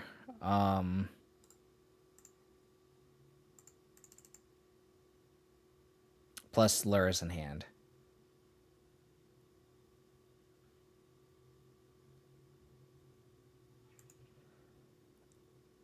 Okay, that's unfortunate.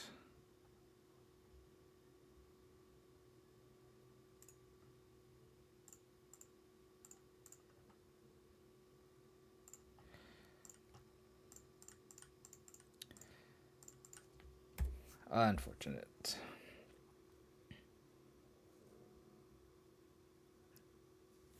Okay, that's the card that they drew.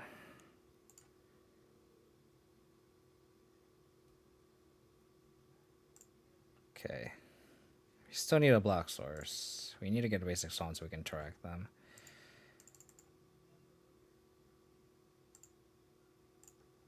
Black source. Thank you. Thank you, thank you, thank you. That was really clutch.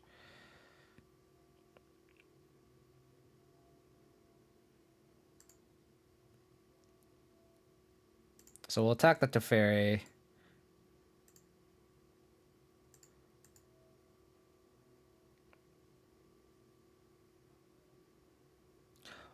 Oh my god, they're letting this happen?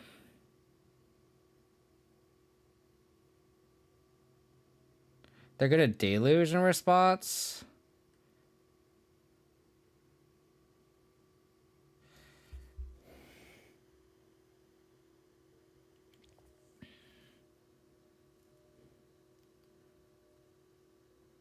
I think I really want a Turak here.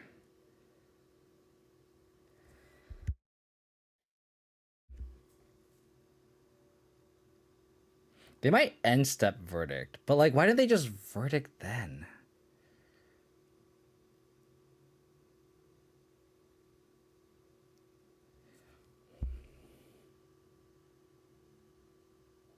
So they could end step Deluge.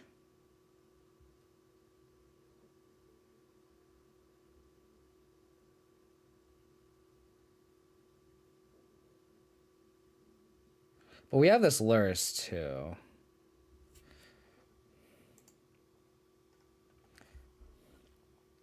I think we Turak.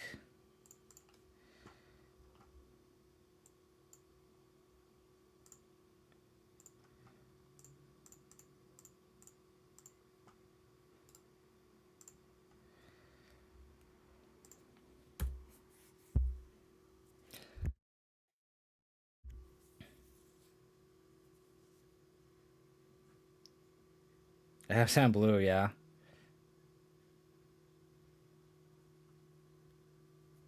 Interesting. So they have Deluge in hand. I really wish we hit the Deluge. I really wish we hit the Deluge.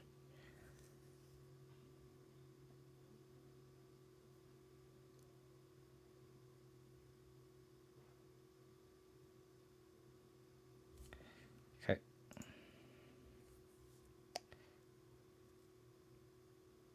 Okay.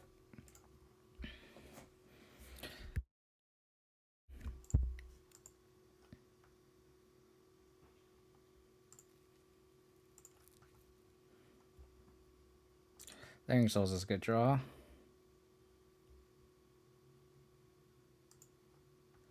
Inquisition first. Protect whatever we're going to play next turn. Archmage's Charm.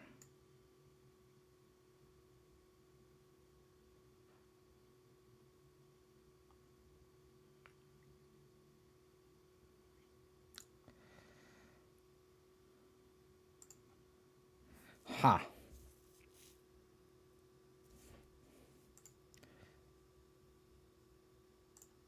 Well, we're going to attack the Teferi.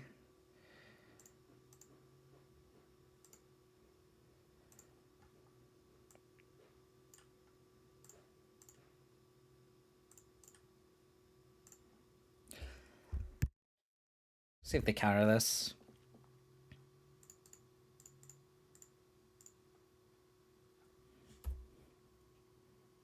So they have Solitude, Archmage's Charm. They might draw two off this Archmage's Charm. Yeah. Which is kind of good for us. It could be a lot worse. Okay, so they have Solitude to Unknown.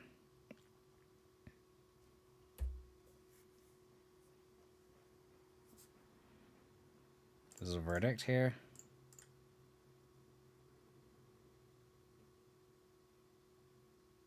They have another Solitude, so we have to block like this.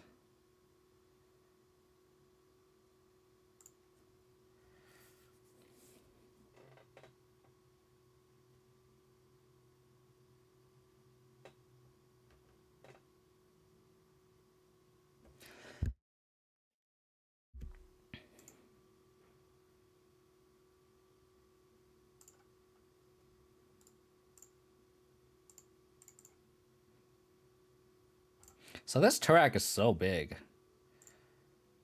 That Blooming Orchard is also kind of okay, because like now we can like Lurrus bring back Turak if this gets Verdict, right?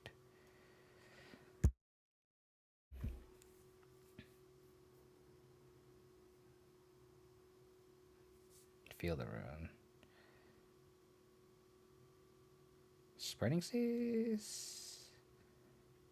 Oh.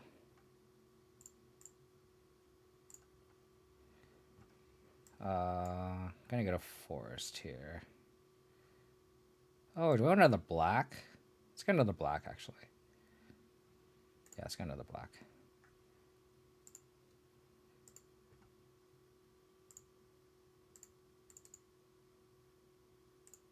Cool.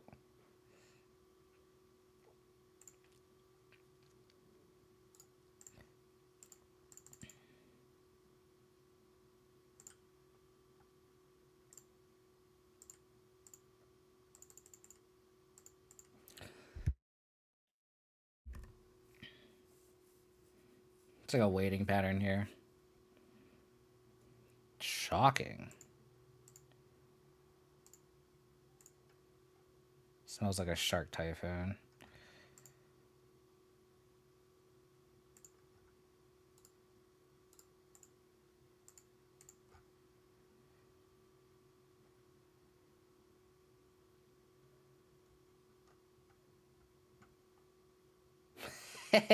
Gross.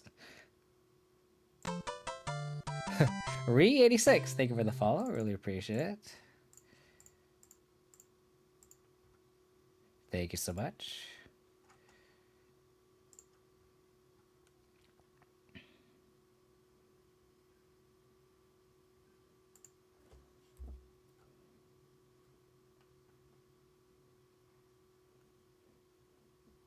Go to 1. Go to 1.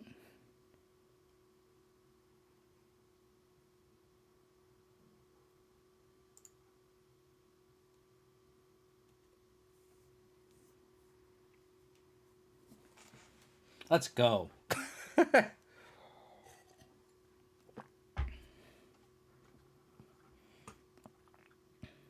Turak. Turak, baby. Let's go. Okay. Pushes are bad. Decays can answer Chalice and Rest in Peace. As can Prismatic Ending, so these can stay. I think we can probably board out the Engineer Explosives. So what do we want? We want the Veil of Summers. Archmage's Charm is such a pain in the ass. Veil of Summers is exactly how we can counteract that. The maybe piles are like Collect Brutality. Because like again, Archmage's Charm is such a pain in the ass. There's an argument for like Hushbringer because it stops Solitude. But then also stops our Turax though. So there is a little bit of a nombo there. Vindicates can come in. For sure.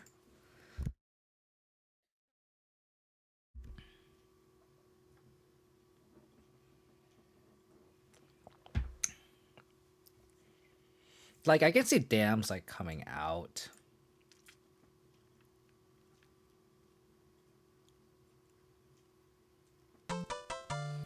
Bison17, thank you for the follow. Really appreciate it. Appreciate you tuning in, hanging out. It's like, I don't think I want the explosives or the dam.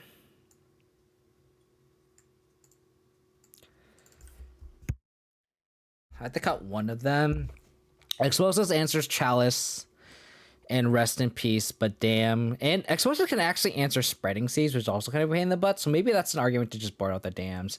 And then Solitudes are like, we can, it's a 3-2 lifelinker, like, it doesn't matter. I don't think it matters that much.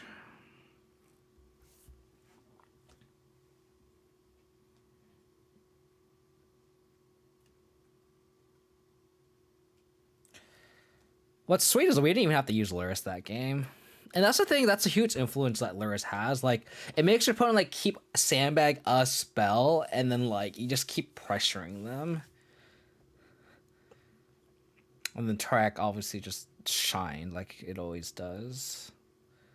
I could see an argument for, like, boarding out an Unearth, or, like, trimming a Tormagorth, because they do board and Rest in Peace, but, like, I don't think we're like the aggro deck in the matchup, and like we just need to go under that card, right? And we just like have to like answer it. That's a good draw. That's a good card. That's a good card.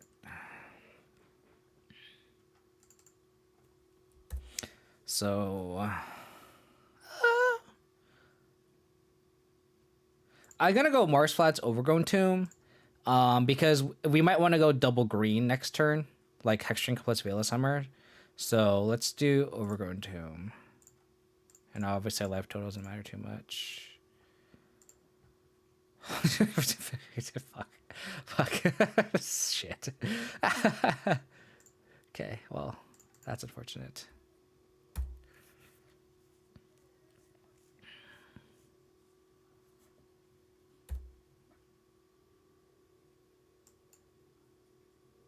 Okay, that was the card that they drew.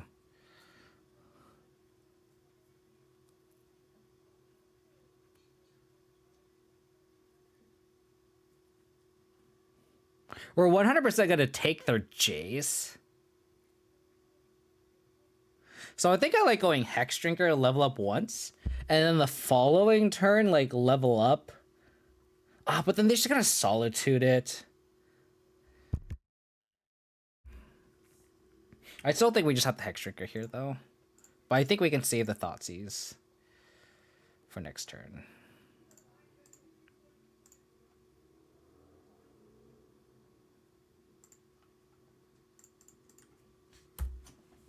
I have to play a little bit faster. We are behind on time. Glacial Fortress. See if they like Solitude the Hexdrinker. I doubt it. We're taking the Jace though, 100%.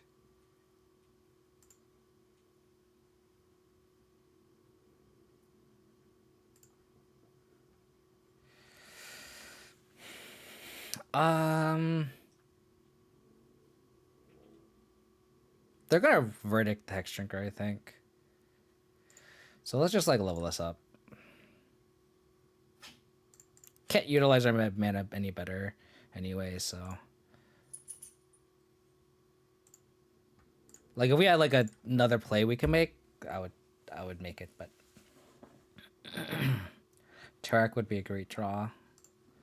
So they're gonna Verdict. Okay.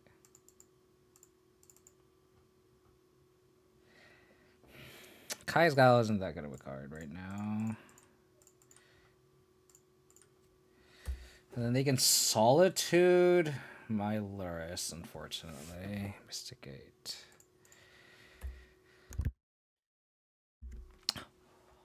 Oh! Fuck. Oh, God. Fuck! Fuck.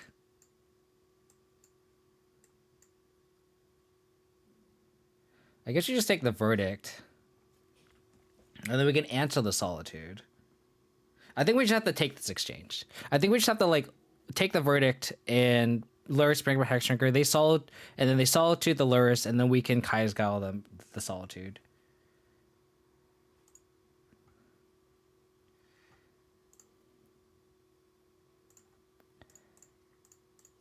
Damn, that was a good draw, but that second Verdict really sucks.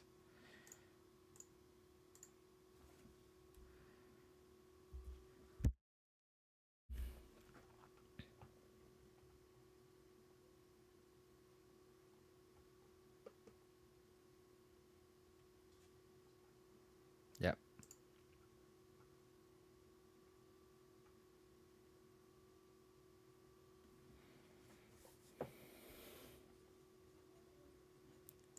Damn it.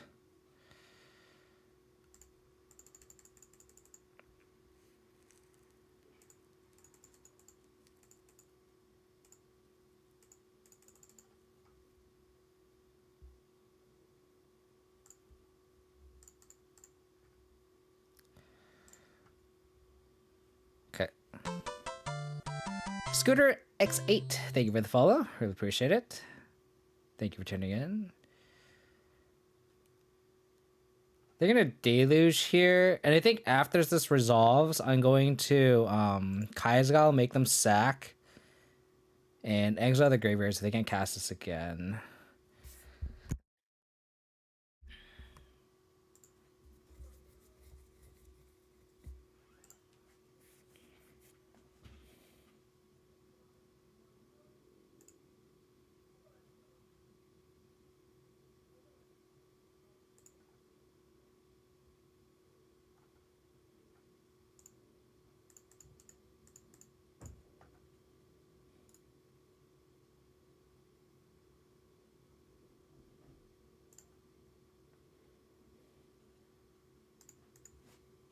It shrinks our Goyf, but I think it's worth it.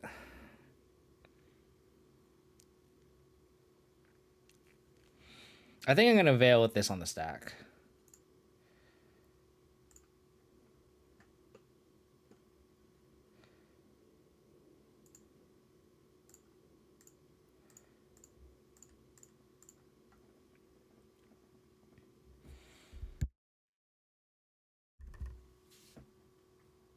Damn it.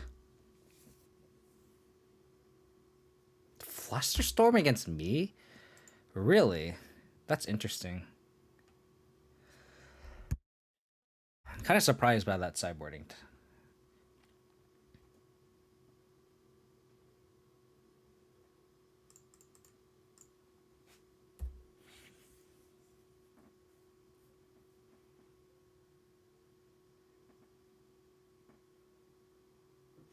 I mean, it's obviously working for them, but they're just strange. Did they play the Misty? They must have. 3 unknown.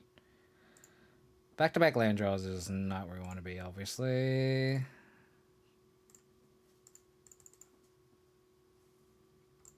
Wow, they...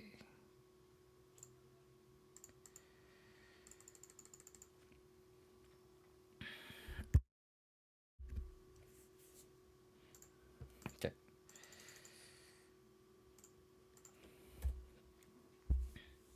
Surprised they didn't just, like, charm then to protect the Teferi.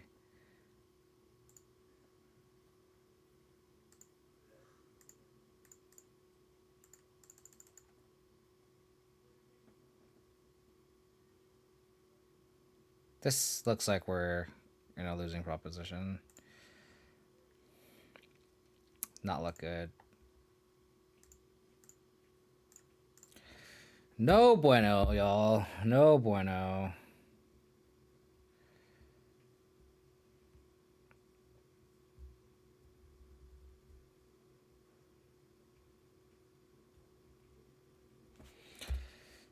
No bueno. We need a Tarak to win this game.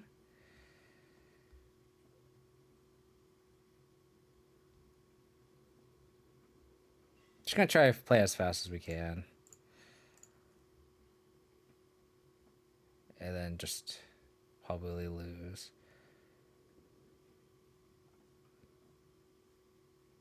Oh, okay, they have a verdict. They're, like, we do have a shot to win this game. It's just not very likely, obviously.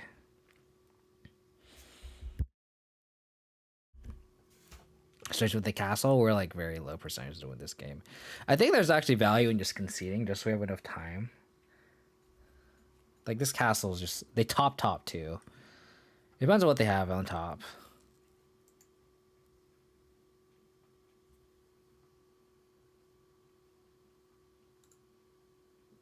Yeah. Let's just give us as most time, because like that's just lethal on board. I guess that could have maybe crawled us back. That's tough. Maybe I shouldn't have conceded there. What number day is it appropriate to show somebody my binder siege rhinos? It's never incorrect to show off a binder full of siege rhinos. Is never incorrect. There is never a wrong time to bust it out. Never. Fuck. This hand's so close. Why can't we have lands in our opener deck?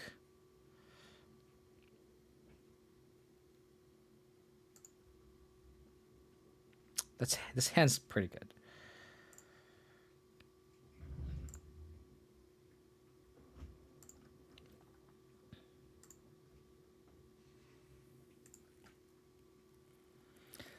Let's say one bauble. Let's see what they're gonna draw. Spurning Seas. Because let's scry trick ourselves. Next turn. Chalice on 1.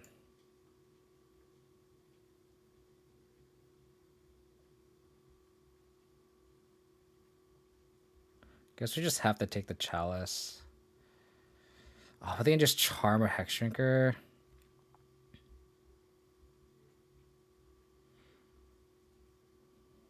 Fuck, man, that's so good.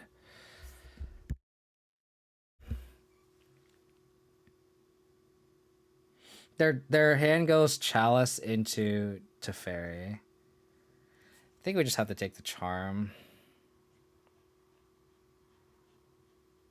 They have Solitude for it too.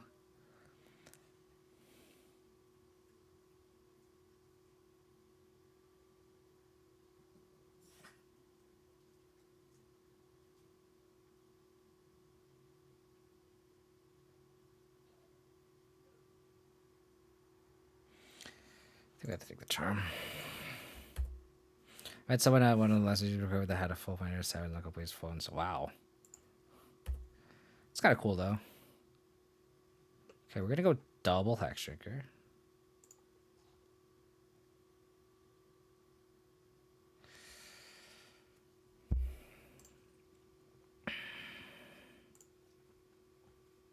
Another verdict. So we know all the cards in hand. They don't have any access to white. They could Chalice or Spreading Seas here.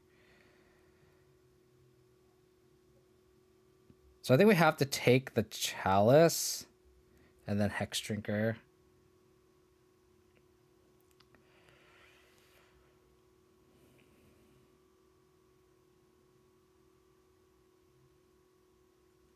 We could also just like double Hex Drinker. And then we can Thoughtseize.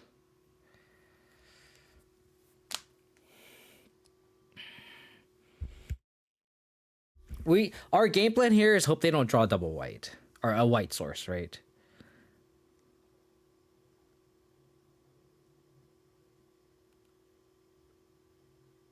So do we just take the Spreading Seas here?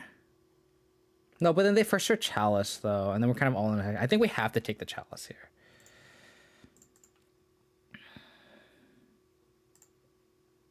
Maybe the take was to not take the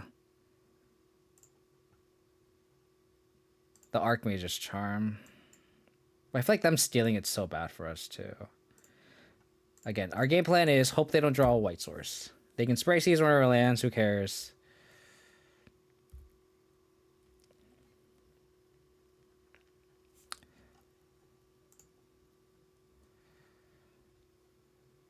So no lands.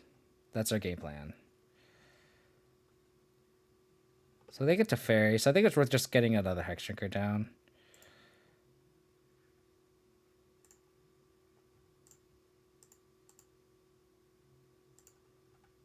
If they draw a land, we're dead.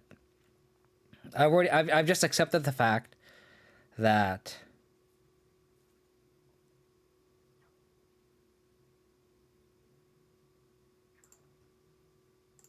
if they draw a white source, we're dead.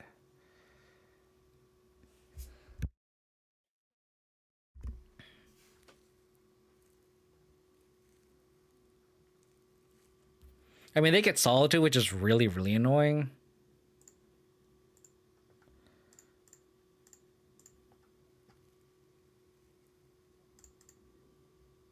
It's worth splitting.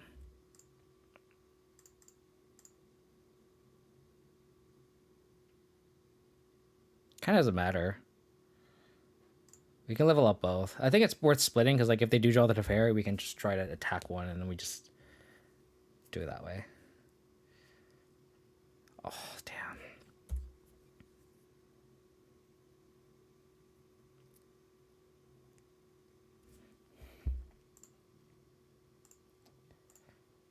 Take a lot of damage off the lands. They're thinking about solituding. They drew another Archmage's Charm.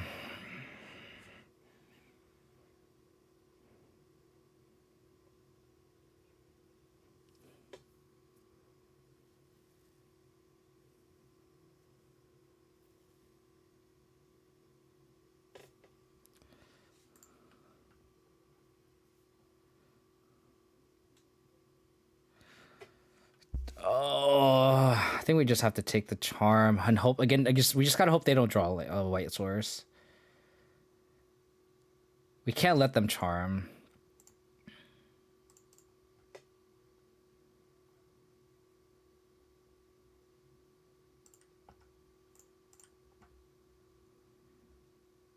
So we'll split the difference here.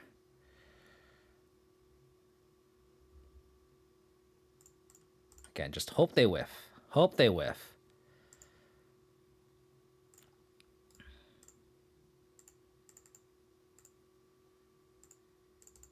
That second Archmage's Charm is so gross for us.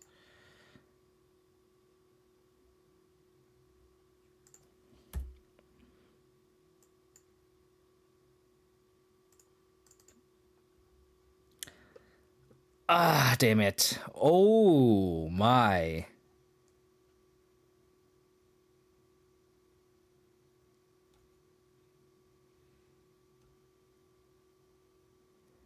We have to hope this hits Verdict.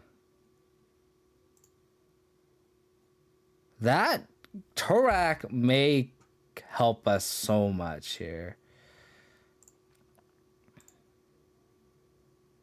The best cards this Turok could hit is the Verdict and the Big Teferi. Wow. Crazy.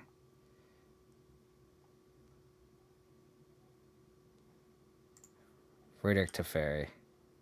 Oh, let's go! Let's go!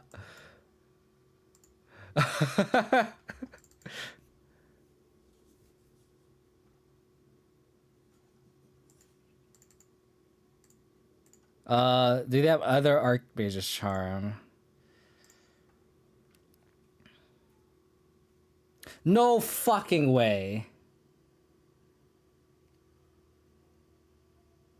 Are you kidding me? Oh my god, they drew the other Archmage's Charm. Oh my god. We have to offer the trade here. God damn it.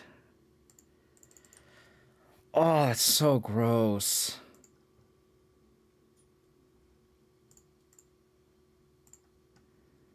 Okay, we gotta hope that they don't have 5th land here. Oh my god, I hate Archmage's Charm so much. This is like this deck just folds Archmage's Charm so much. And they just drew the 3rd one. If they have untapped land, we just die, obviously. God damn it. It's true. Okay, so we need Archmage's Charm. Or sorry, oh fuck. Damn it. Damn. Oh my god. Maybe they won't level up.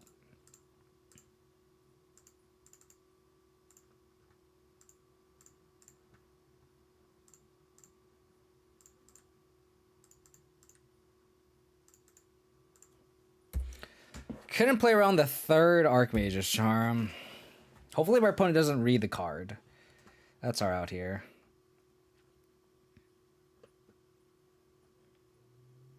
Don't read this what this card does. It doesn't do anything.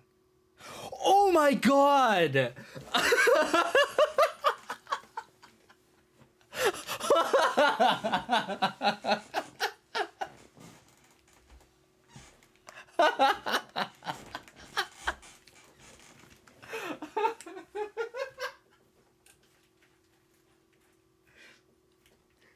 Never concede.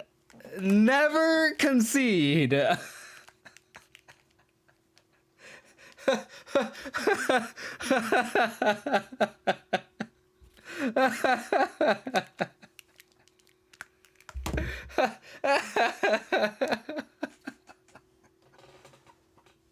What is this good?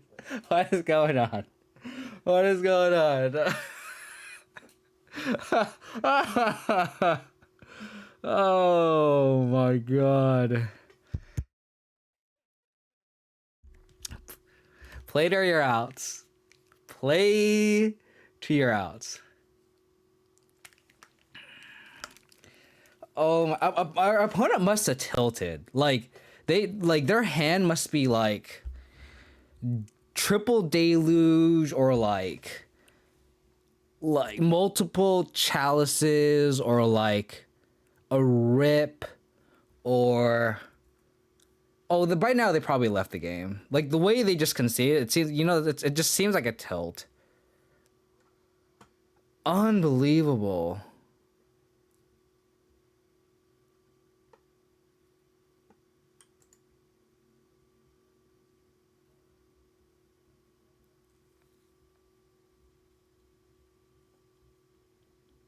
It's funny because our opponent conceded to the Hex Drinker.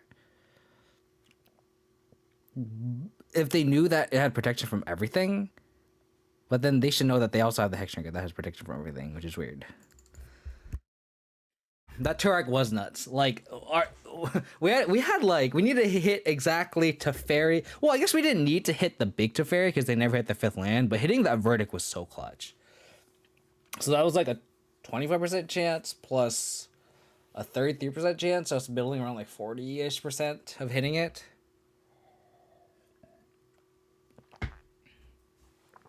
Oh my god. I do not deserve this trophy. I do not deserve this. I'm gonna bear it back. I think I need to take my dog out, so I'll just bear it back.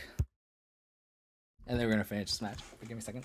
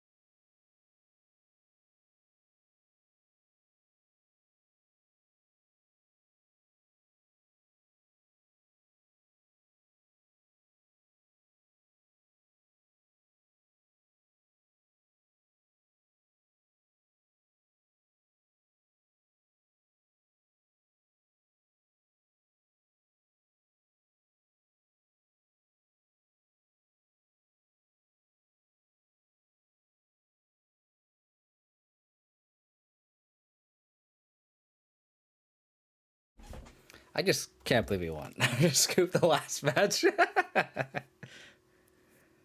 Oh my god.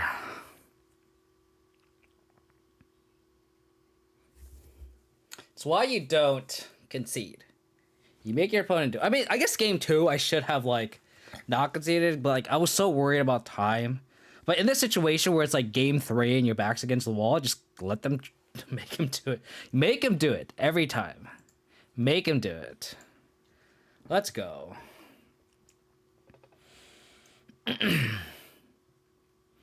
Just scoop the last match. Abzan's gotta get a trophy eventually. Come on, man. Let's go. Here comes Tron. That would be the 3rd Tron in this league. Oh my god, dude. I would be just like, why? Why? Boy, it's such a bad matchup, too. Like, literally, Archmage's Charm is just so bad. Like, Hex Shrinker is, like, one of our primary wing additions.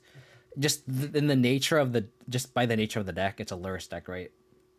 And, like, Solitude, Teferi, and Archmage's Charm, especially Archmage's Charm, just shits on Hex Shrinker. And it's just, like... Since we're a Hex Shrinker deck, like a 4 of Hex Shrinker deck, it's just so bad. And the argument is like, well, you can just not run Hex Shrinker, but it's like Hex Shrinker also just wins games too.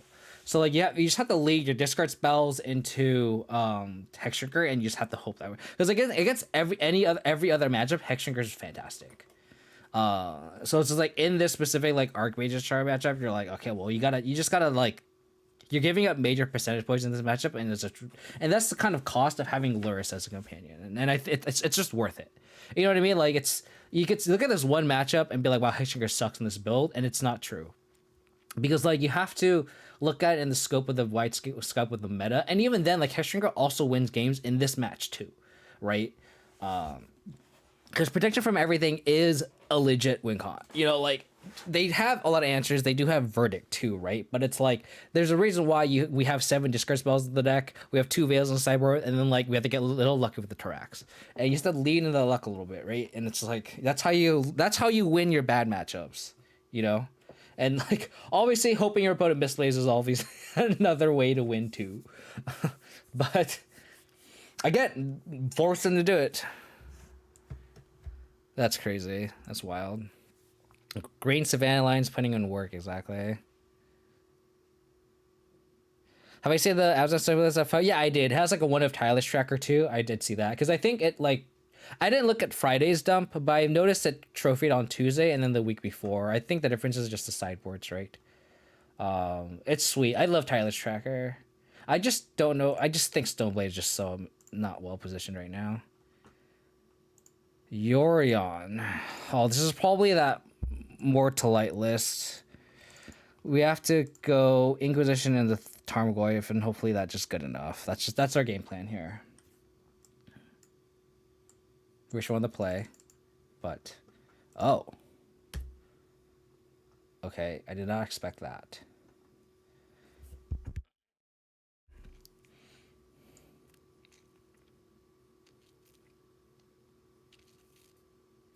We're gonna go Tarmogoyf for sure next turn, and if not, we have a Thoughtseize anyway. So I think we play the Bauble,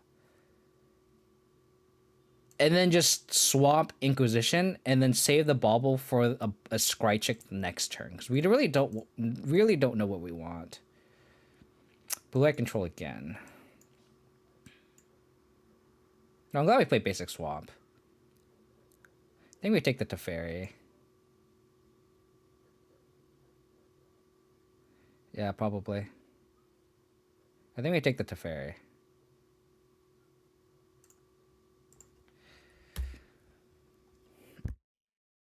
They could wall.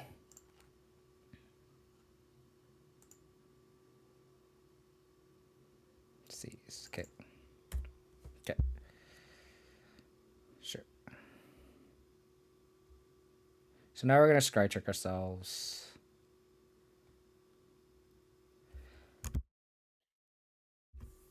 Hopefully it's a card we like. Hopefully it's like a Tarak or something. It's really good.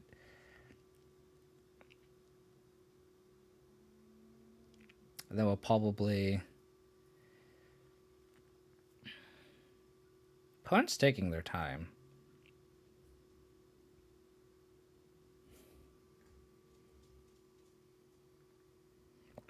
How's it going for Mania? No, you can't. I know Soul Malka actually looked at my list on Twitter. And he actually suggested a Traverse. I just don't think it's possible. It leans really hard on Bauble to hit Delirium, and that's just like, if you already have a Bauble, like, you're already kind of well positioned just because of Lurrus, right? So I don't think it's... I don't think you can really lean into Delirium too much.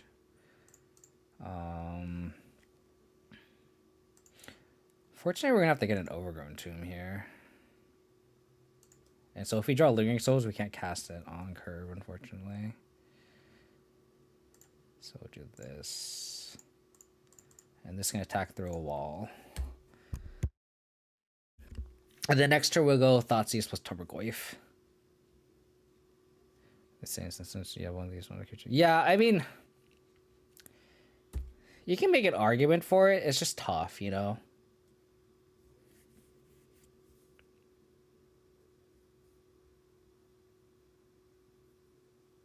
It's just tough because it's like right now, right? Like, it's not like we have bolts to have turn on Traverse. Like, our removal spells are like pushes and stuff. So it's like, they drew another Teferi. Okay. So it's like, it's not great, you know? Explosives.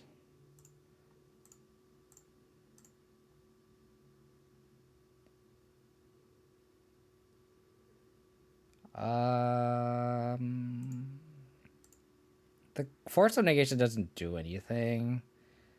Maybe take the counter spell.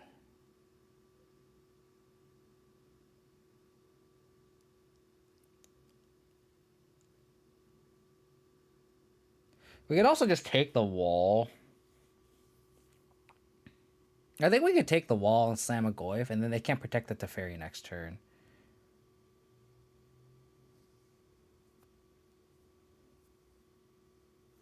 Yeah, we're gonna kind of lean hard on the Tarmogoyfs, but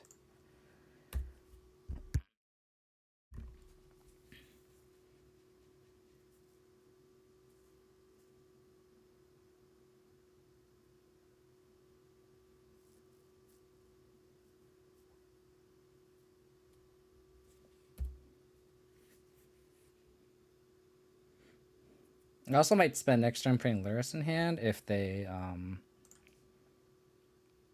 don't do anything. It was Tron twice. Burn and the blue eye control was the league. Yeah, looks like I haven't seen this list though. Maybe I should look at it.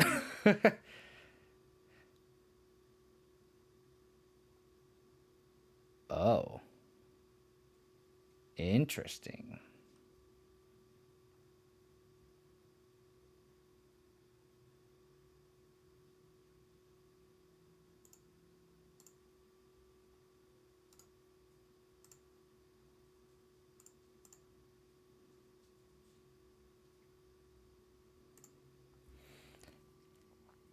Interesting. They didn't even put urine in hand either. So instead of jamming anything into this, I could also like try EE here. Oh, but then EE gets countered by the chalice. Never mind. So I think it's just better just put Urion in hand. Oh, sorry, Urion in hand. I used to play a lot of Urion, so apologies. I think I'm gonna put Lurrus in hand, and then we can fight through the counter spells here. So now I think that'll put Urion in hand and hold up counter spell. I think that's their line. They could also hold up force plus counter spell, but when we swap back to Urion Abzan, when there's less need for cyber bullets.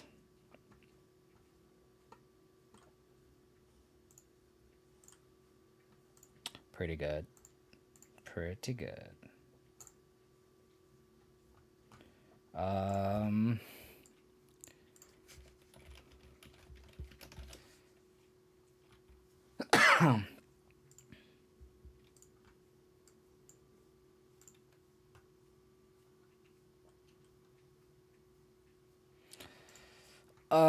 I think I jammed Tarmogoyf here. Bait the counter spell. And then we can Tarak the following turn. Okay.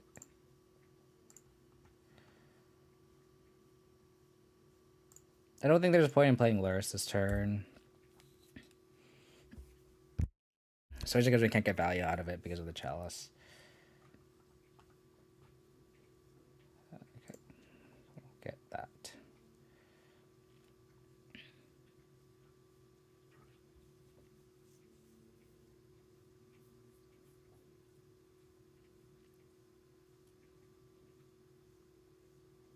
Shocking. Put Yorion in hand, hold up force negation. E on 4 for resto.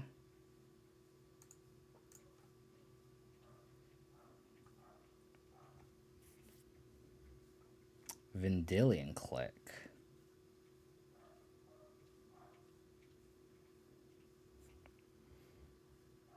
I think I let this happen.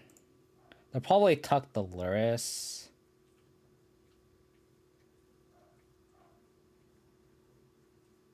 I can see them also tucking the Kaya's Guile. But they can just force the Kaya's Guile here. So I kind of don't want to do it yet.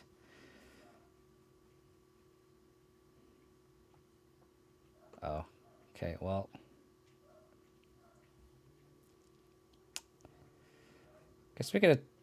I guess we could Thoughtseize and then...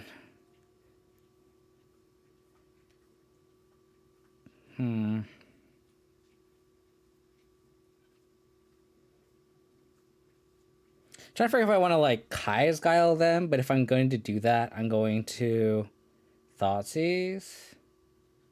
Just Tarak. I could see that line too. I'm just debating between like Thoughtseizing and then we take the force and then we can get in 6 damage now and then we just have lethal, right?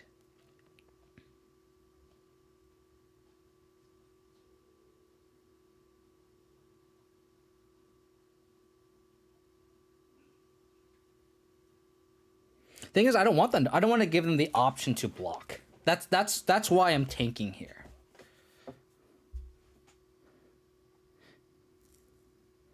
I want to see if I can get in the damage now.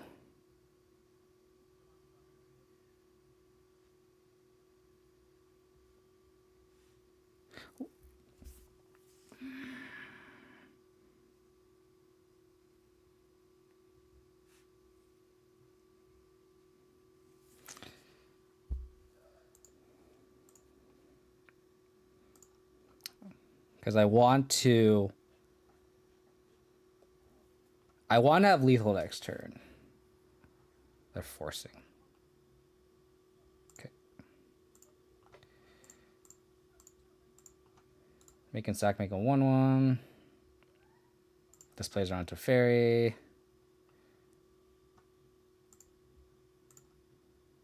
Attack here. Does anyone have a link to this list? The challenge list? I want to see how many verdicts they have. Because now they need to draw. Okay, well, they drew that.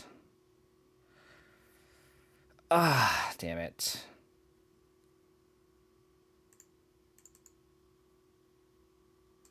I do not follow the Neo Thinker on Twitter.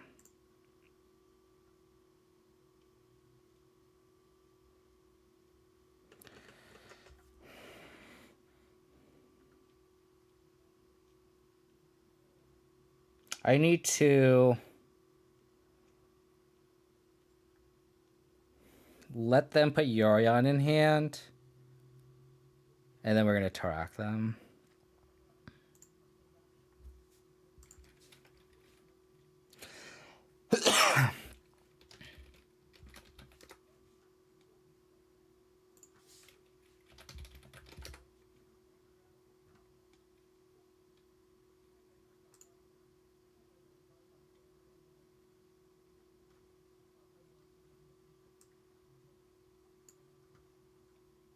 Lurrus got tucked.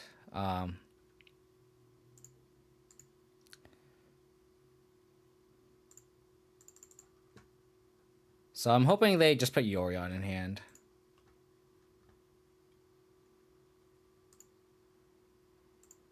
That is not Yorion.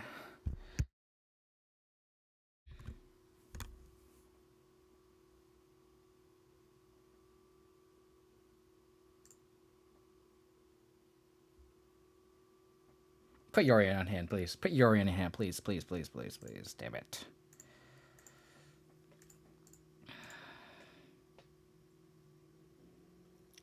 I think we'll just decay now, right? I could also just put E on 3.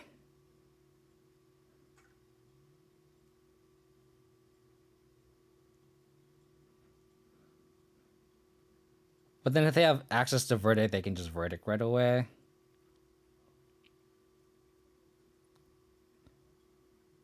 Deploy the twin unblockable? Yeah, I think that's the line now. Yeah, I think that's the line.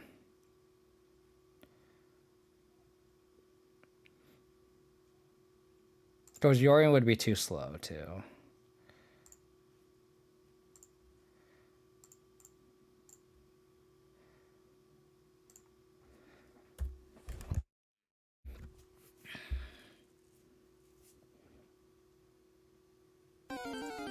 Oh my goodness, Squad Chief. How's it going, buddy? Thank you for the raid. Hope your stream went well.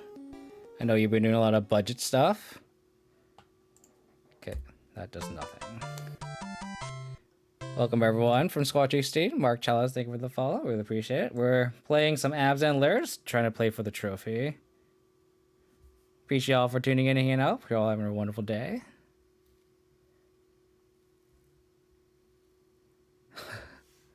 I don't know. Abzan's pretty expensive.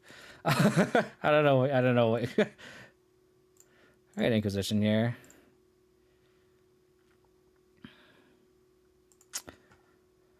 Oh, damn. I wonder if they'll hold Solitude, though. I really wish I saved the track.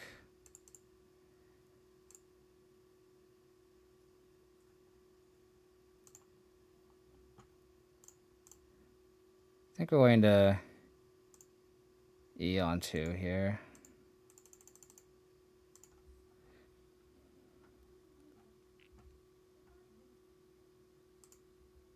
Yeah, but I don't want, like, they can just flash it as just an attacker. That's the problem. So, like, so we can't race. That's the thing.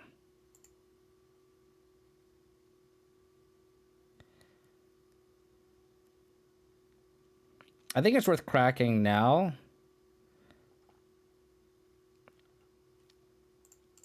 Just to play around resto, I think. Now we're in like a holding pattern. Oh, fuck. I can kill my own. I'm so bad. Oh, God. We're just dead. We're just dead. I just forgot to Rex 2 CMC. Apologies. I know that reacts only. Oh my gosh. So now I don't think we should just deploy the Yorion. I really don't think we should deploy the Turek though. Yeah, that's we're losing. Damn it to hell.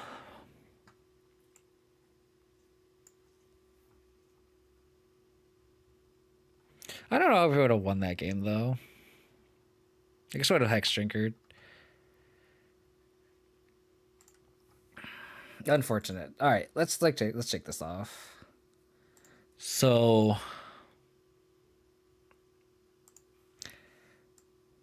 going out of the Veil of Summers here, obviously. There's no Snapcasters or anything in the list.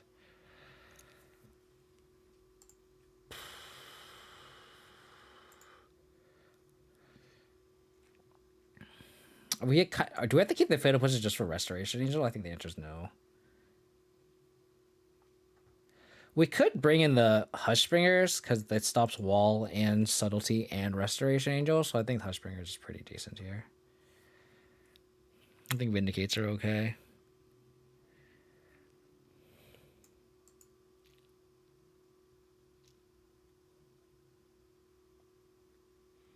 God, I'm so stupid. So stupid. So bad this game.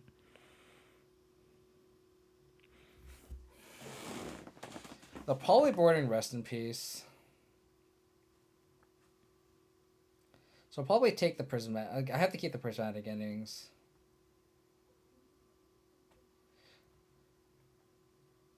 I think we board out like Scoos awkwardly.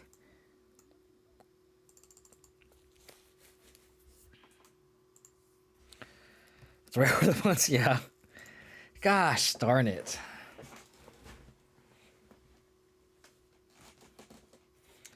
Hex Drinker is rough. But like it's also really good too. Like you make them have it, right? I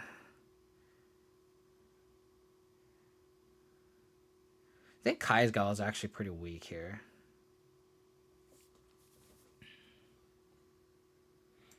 The efficiency that it gains is just not, it doesn't do much. I think we can, there's an art for just boarding out EE2. I guess it does answer Chalice and Rip, so maybe we need to keep that as outs. Maybe we just board out the Dams, because we have like Vindicates. But then we are shy as outs to Solitude, though. Maybe we just board out Scavenging Ooze, I guess. I'll just go like this. Alright, shake that off. Let's try this again.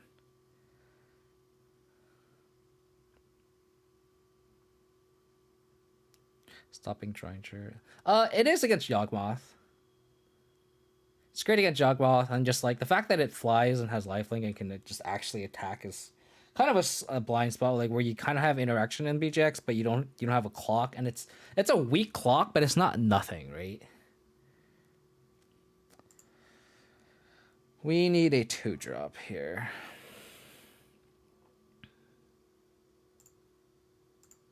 Veils are also kind of iffy against Teferi's as well. Pulling them all into 5. Double push is kind of shitty, but we might have to just like go turn to Turak, and that's our clock. Especially because we don't have any lands. It's kind of awful, but if we like thought, and if we have the fatal pushes are just double push is kind of a rough start, but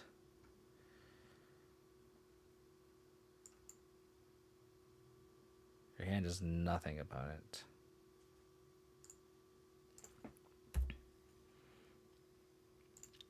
Hand is nothing. Yeah, this is ooh, okay, never mind. I was this is the other way I think we just have to Turak here. It's a shitty clock, but it's a clock that is subtly protection from their deck too.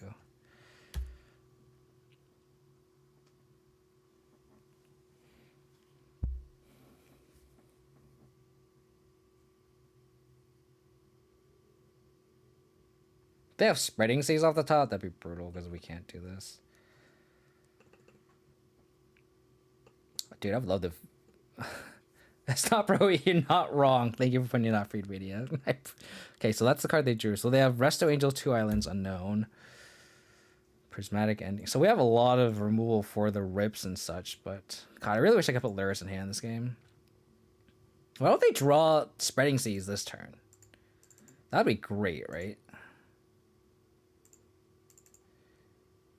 Spreading Seas.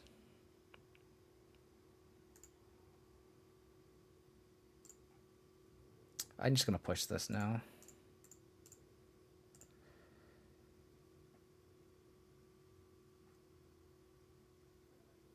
They have a. I don't think they have an ephemerate, right? They don't. I could Veil the Seas right now. Exactly.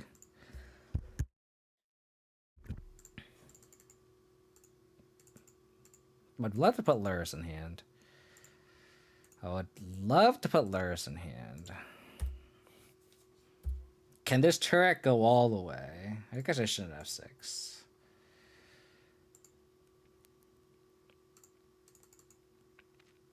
All these are rules that don't answer Resto or... I guess that this answers Resto. It doesn't answer Yorion, though.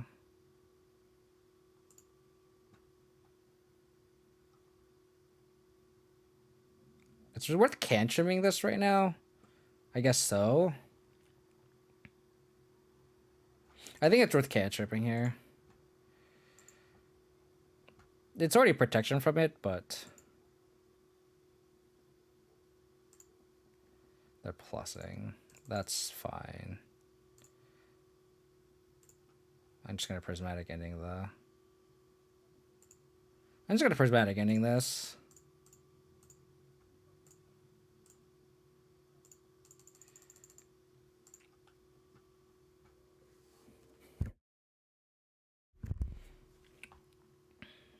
Resto to unknown. Come on, Torak. Come on, Torak. Come on, Torak.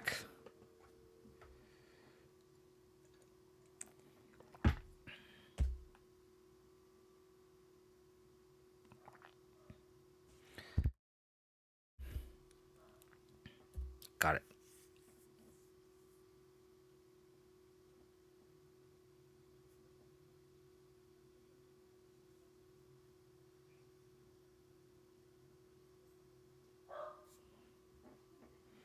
Come on, Torak.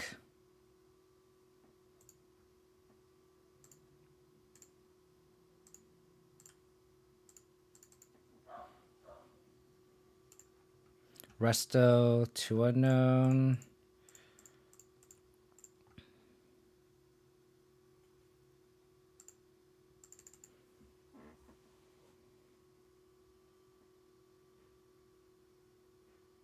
What are they holding up? Archmage's Charm? Oh, they could have just put Yorion in hand. We know they have Resto.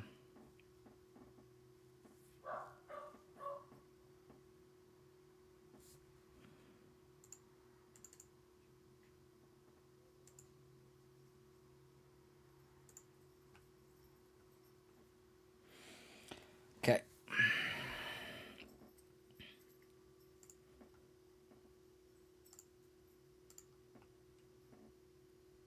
I will do that, Freedmania. That is the plan. This Torak could go all the way.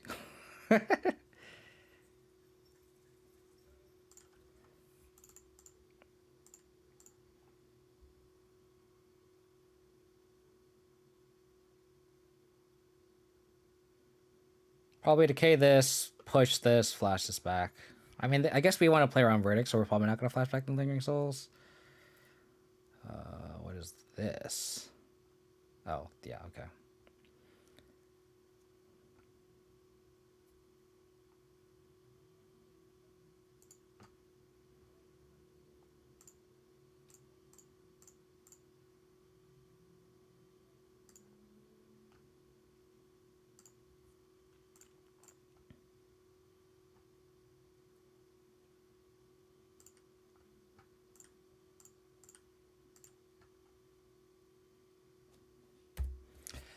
Okay, that was pretty favorable exchange for us.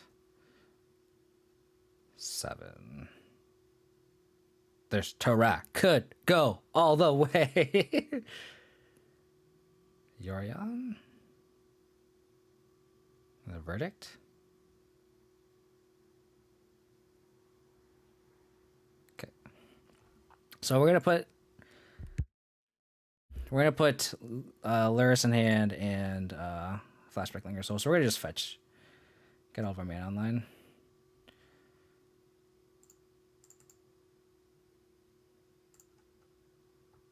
I'm surprised he's gonna put Yorion in hand.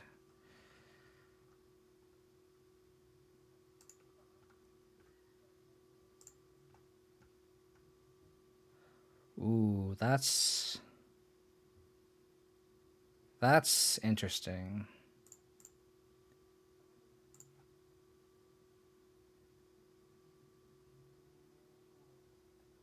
I think I'm still gonna stick to that plan.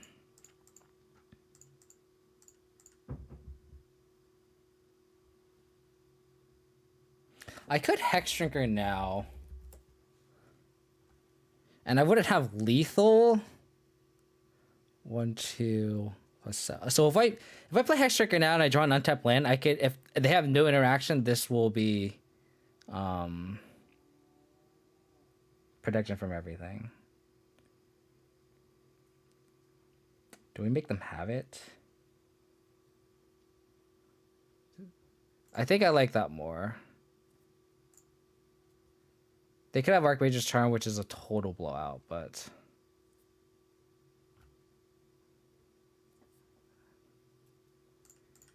I think they would have countered the Spirit, right? I think they would have countered Lingering Souls.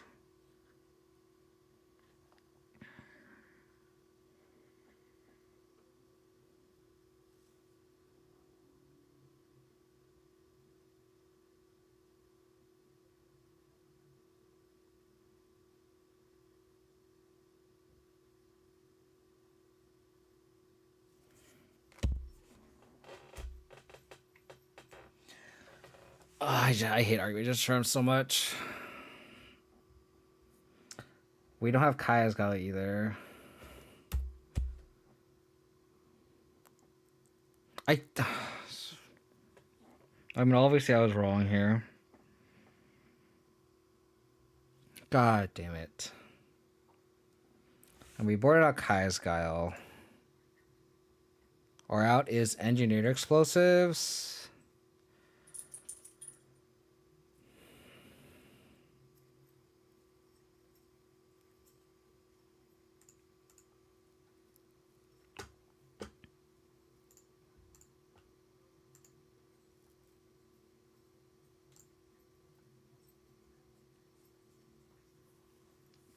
GG. I just misread my opponent. I feel like they would have countered the Lingering Souls. I guess they maybe were saving the Archmage's Charm for the Lurrus.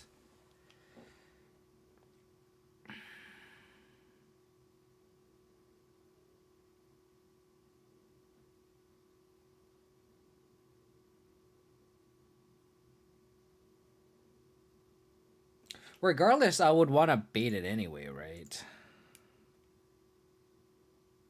Because, like, putting Lurrus in hand is not a winning line either.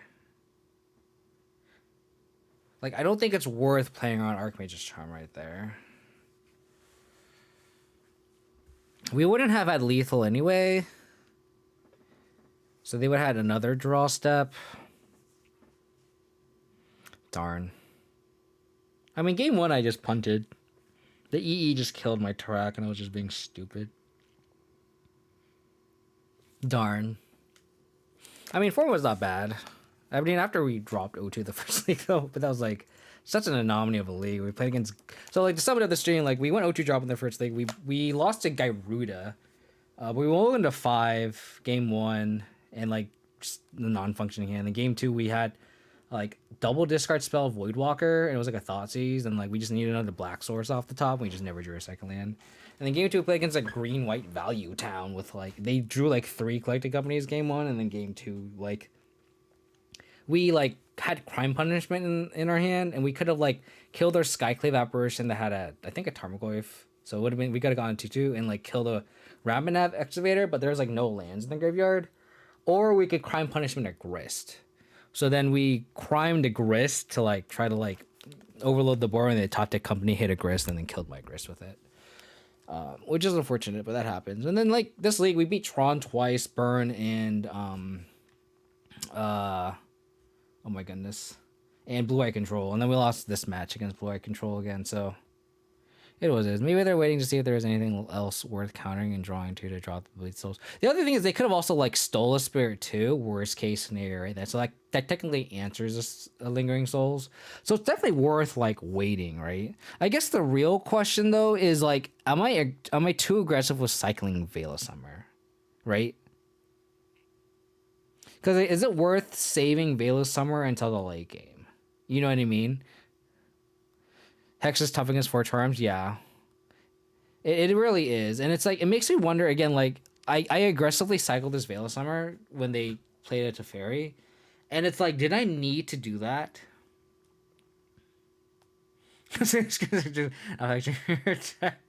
Yeah. Not wrong. Yeah, that's also true. It's just like we need to draw Veil at a very specific moment.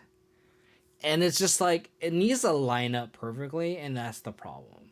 But the thing also is like we kind of need it too. Because like this exact situation happens. Like we can't cut Hexdrinker's post board in this deck. And it's one of those things where like arguably like a Stoneblade list, an Ignoble Hierarch list. It's not like those decks have more percentage points against this deck either. You know what I mean? Like obviously I'm gonna play Abzan. And I guess the builds right now that I think are viable, quote unquote, are an Ignoble Hierarch build, where you have turn 2 Liliana. You can have turn 3 Turax, so it's very powerful. You have Grist in the deck. So you can have an Ignoble Hierarch deck, a Stoneblade deck, which I don't think Stoneblade is very well positioned right now, or a Lurrus as a companion deck. And I think Lurrus as a companion is just very, very powerful. And I think I like the feel of just having a lower to ground build against the rest of the meta, except this deck. Like any deck with like Archmage's Charm, I think that's just a concession, right? It's just a concession. And maybe that's one of those things where like, this deck did win a challenge, so it's going to be popular, right? So it's one of those things where, like, I think I'm going to play the best version of this deck against the rest of the meta that doesn't play Archmage's Charm. And then how do we combat this deck? And is Veil of Summer really the answer here? And it's like, I've played a lot of Veil of Summer, like, in the past. And it's the same situation here where like it doesn't line up well against Teferi. It's just like a really, really awkward card because like you need to kind of be patient, and then like it's just an obvious card to hold up too. So it's like opponents can just read it really well.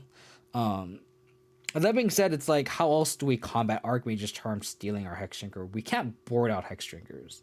There's nothing else in the meta that's like good against these decks because like there's stuff that's like protection from blue can't be countered. Like there's like that 2 mana like 2/1 reach pro blue can't be countered. I forget what that card's called, but it's like but then they just get solituded, right? So it's like I think we just have to roll with the punches, and hopefully Archmage's Charm is just enough. And maybe like we just need like a third Tarak or something in the sideboard. I don't know. Like Tarak is kind of what helps us win this match, I think. I only play Sully though. Appreciate it, bits. The thing though is like I don't think they should board in Flusterstorm against me.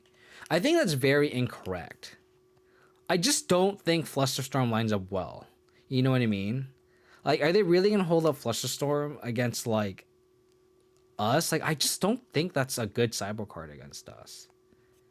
You know what I mean? Like, from my point of view, I think boarding in Flusterstorm is 100% incorrect. And if they're trying to counter a Veil, I think that's wrong too.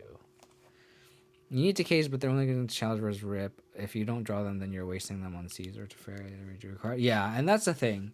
It's like we kind of need the pendings and the decays against the chalices and rips, but then we just draw too much of them. Like luckily we drew the push and decays and they were relevant. Like we got damage through, and then they had one draw for Archmage's Charm and they had it, and that's the unfortunate thing. So like maybe we need to like, shave it. Like maybe we need to keep a decay. We keep like 2 push, keep like 2 pending or something.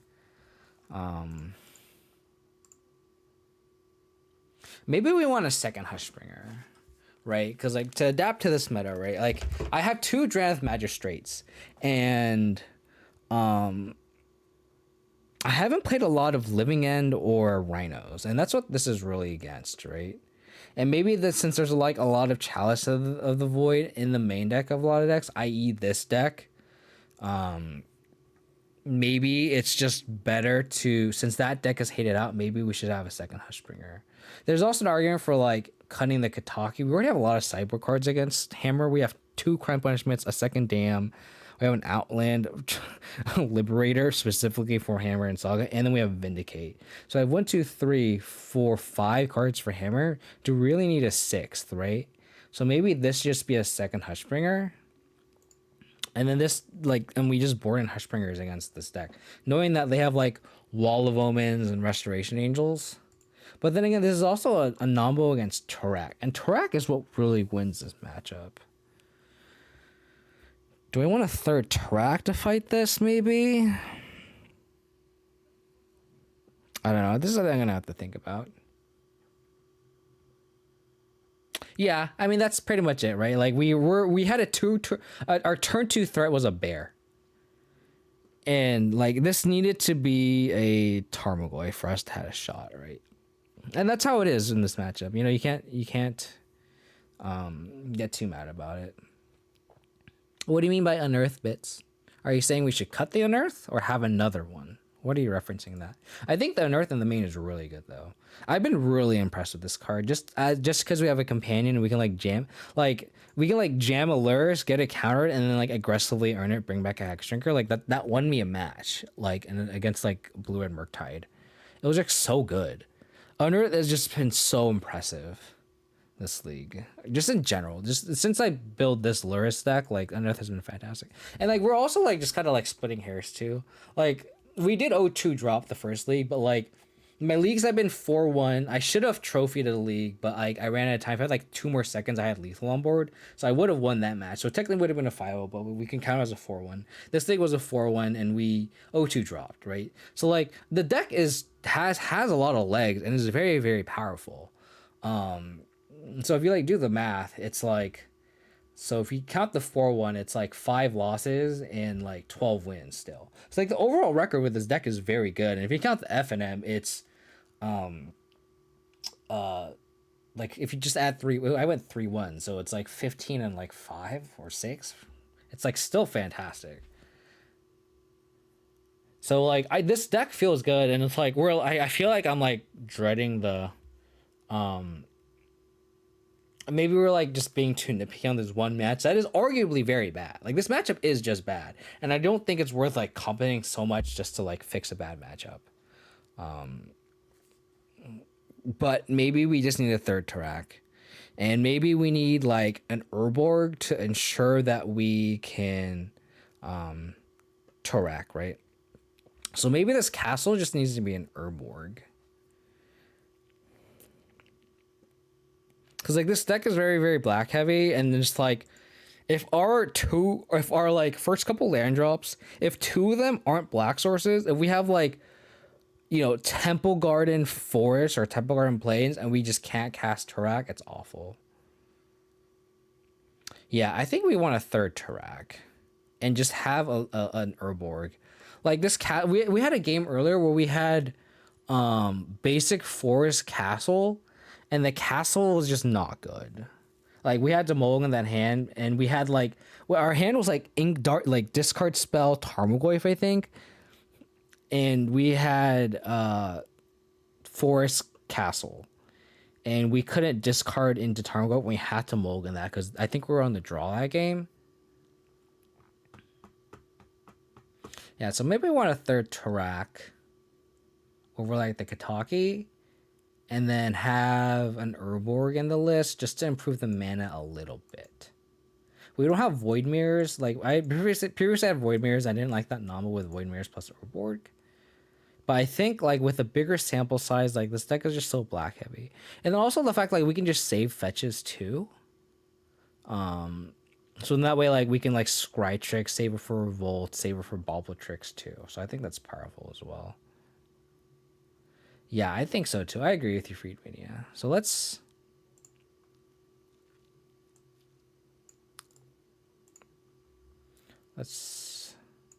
I also think I'm going to be streaming tomorrow, too. So we can try this out tomorrow. So I'm going to put tomorrow's date.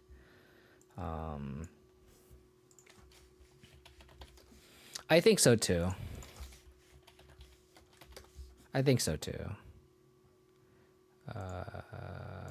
Hello.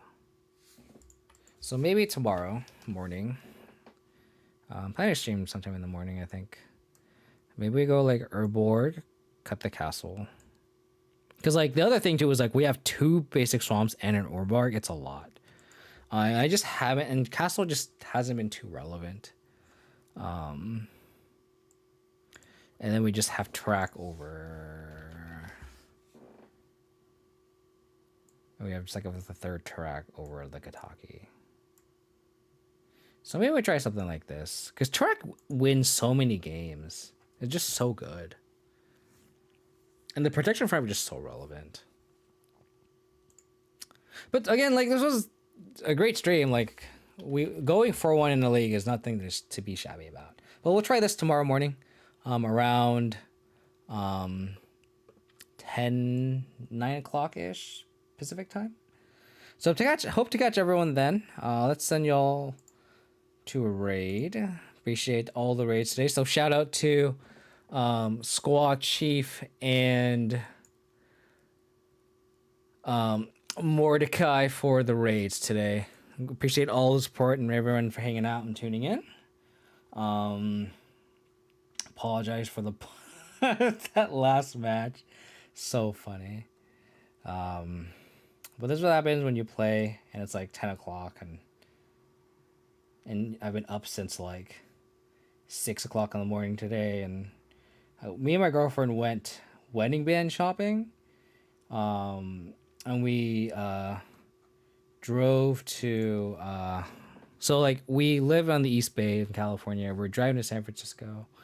And like literally right after we pay the toll, we were looking for like wedding bands, right? The wedding band place calls us literally. So we had an appointment at 11, and they called us literally like we're like almost there, and they literally call us 10 minutes. So they call us at like 10:48, and they're like, "Oh yeah, sorry, we're canceling your appointment." And we're like, "What the fuck?" Like we paid the toll to cross the bridge. We're already there. Like we're about to we're like it's like come on, dude. And like we're like, why did you cancel? And they're like, no reason. Like we sorry, we just can't see you. And we're like, what the fuck? Like why? So we ended up just like hanging out in all of San Francisco. And I just drove all around. So and then she's out just grabbing dinner with her friends. That's how I was streaming today, but it's kind of blame the fatigue on that. But I appreciate everyone tuning and hanging out. If you want to support the channel, please hit that follow button. If you want to check out my past streams, you guys can go to my YouTube. If you want to get a follow notification when I go live, I'll be on Twitter as well. If you want to check out my past content and streams, just Abzan content on Twitter. Join the Discord if you want to hang out. It's kind of where I got a lot of feedback on this list, and there's other disc channels in that other than just Abzan. We have like cardboard pics, pictures of dogs, other archetypes we could talk about. So join the Discord. Appreciate everyone for tuning and hanging out. We're gonna raid Sergeant Snuggles, the only person playing Modern, playing some Affinity. Again, I will probably stream tomorrow morning. I will try to around 9 o'clock Pacific time. Take it easy, stay safe, stay healthy. Catch you guys tomorrow, hopefully. Take care. Bye.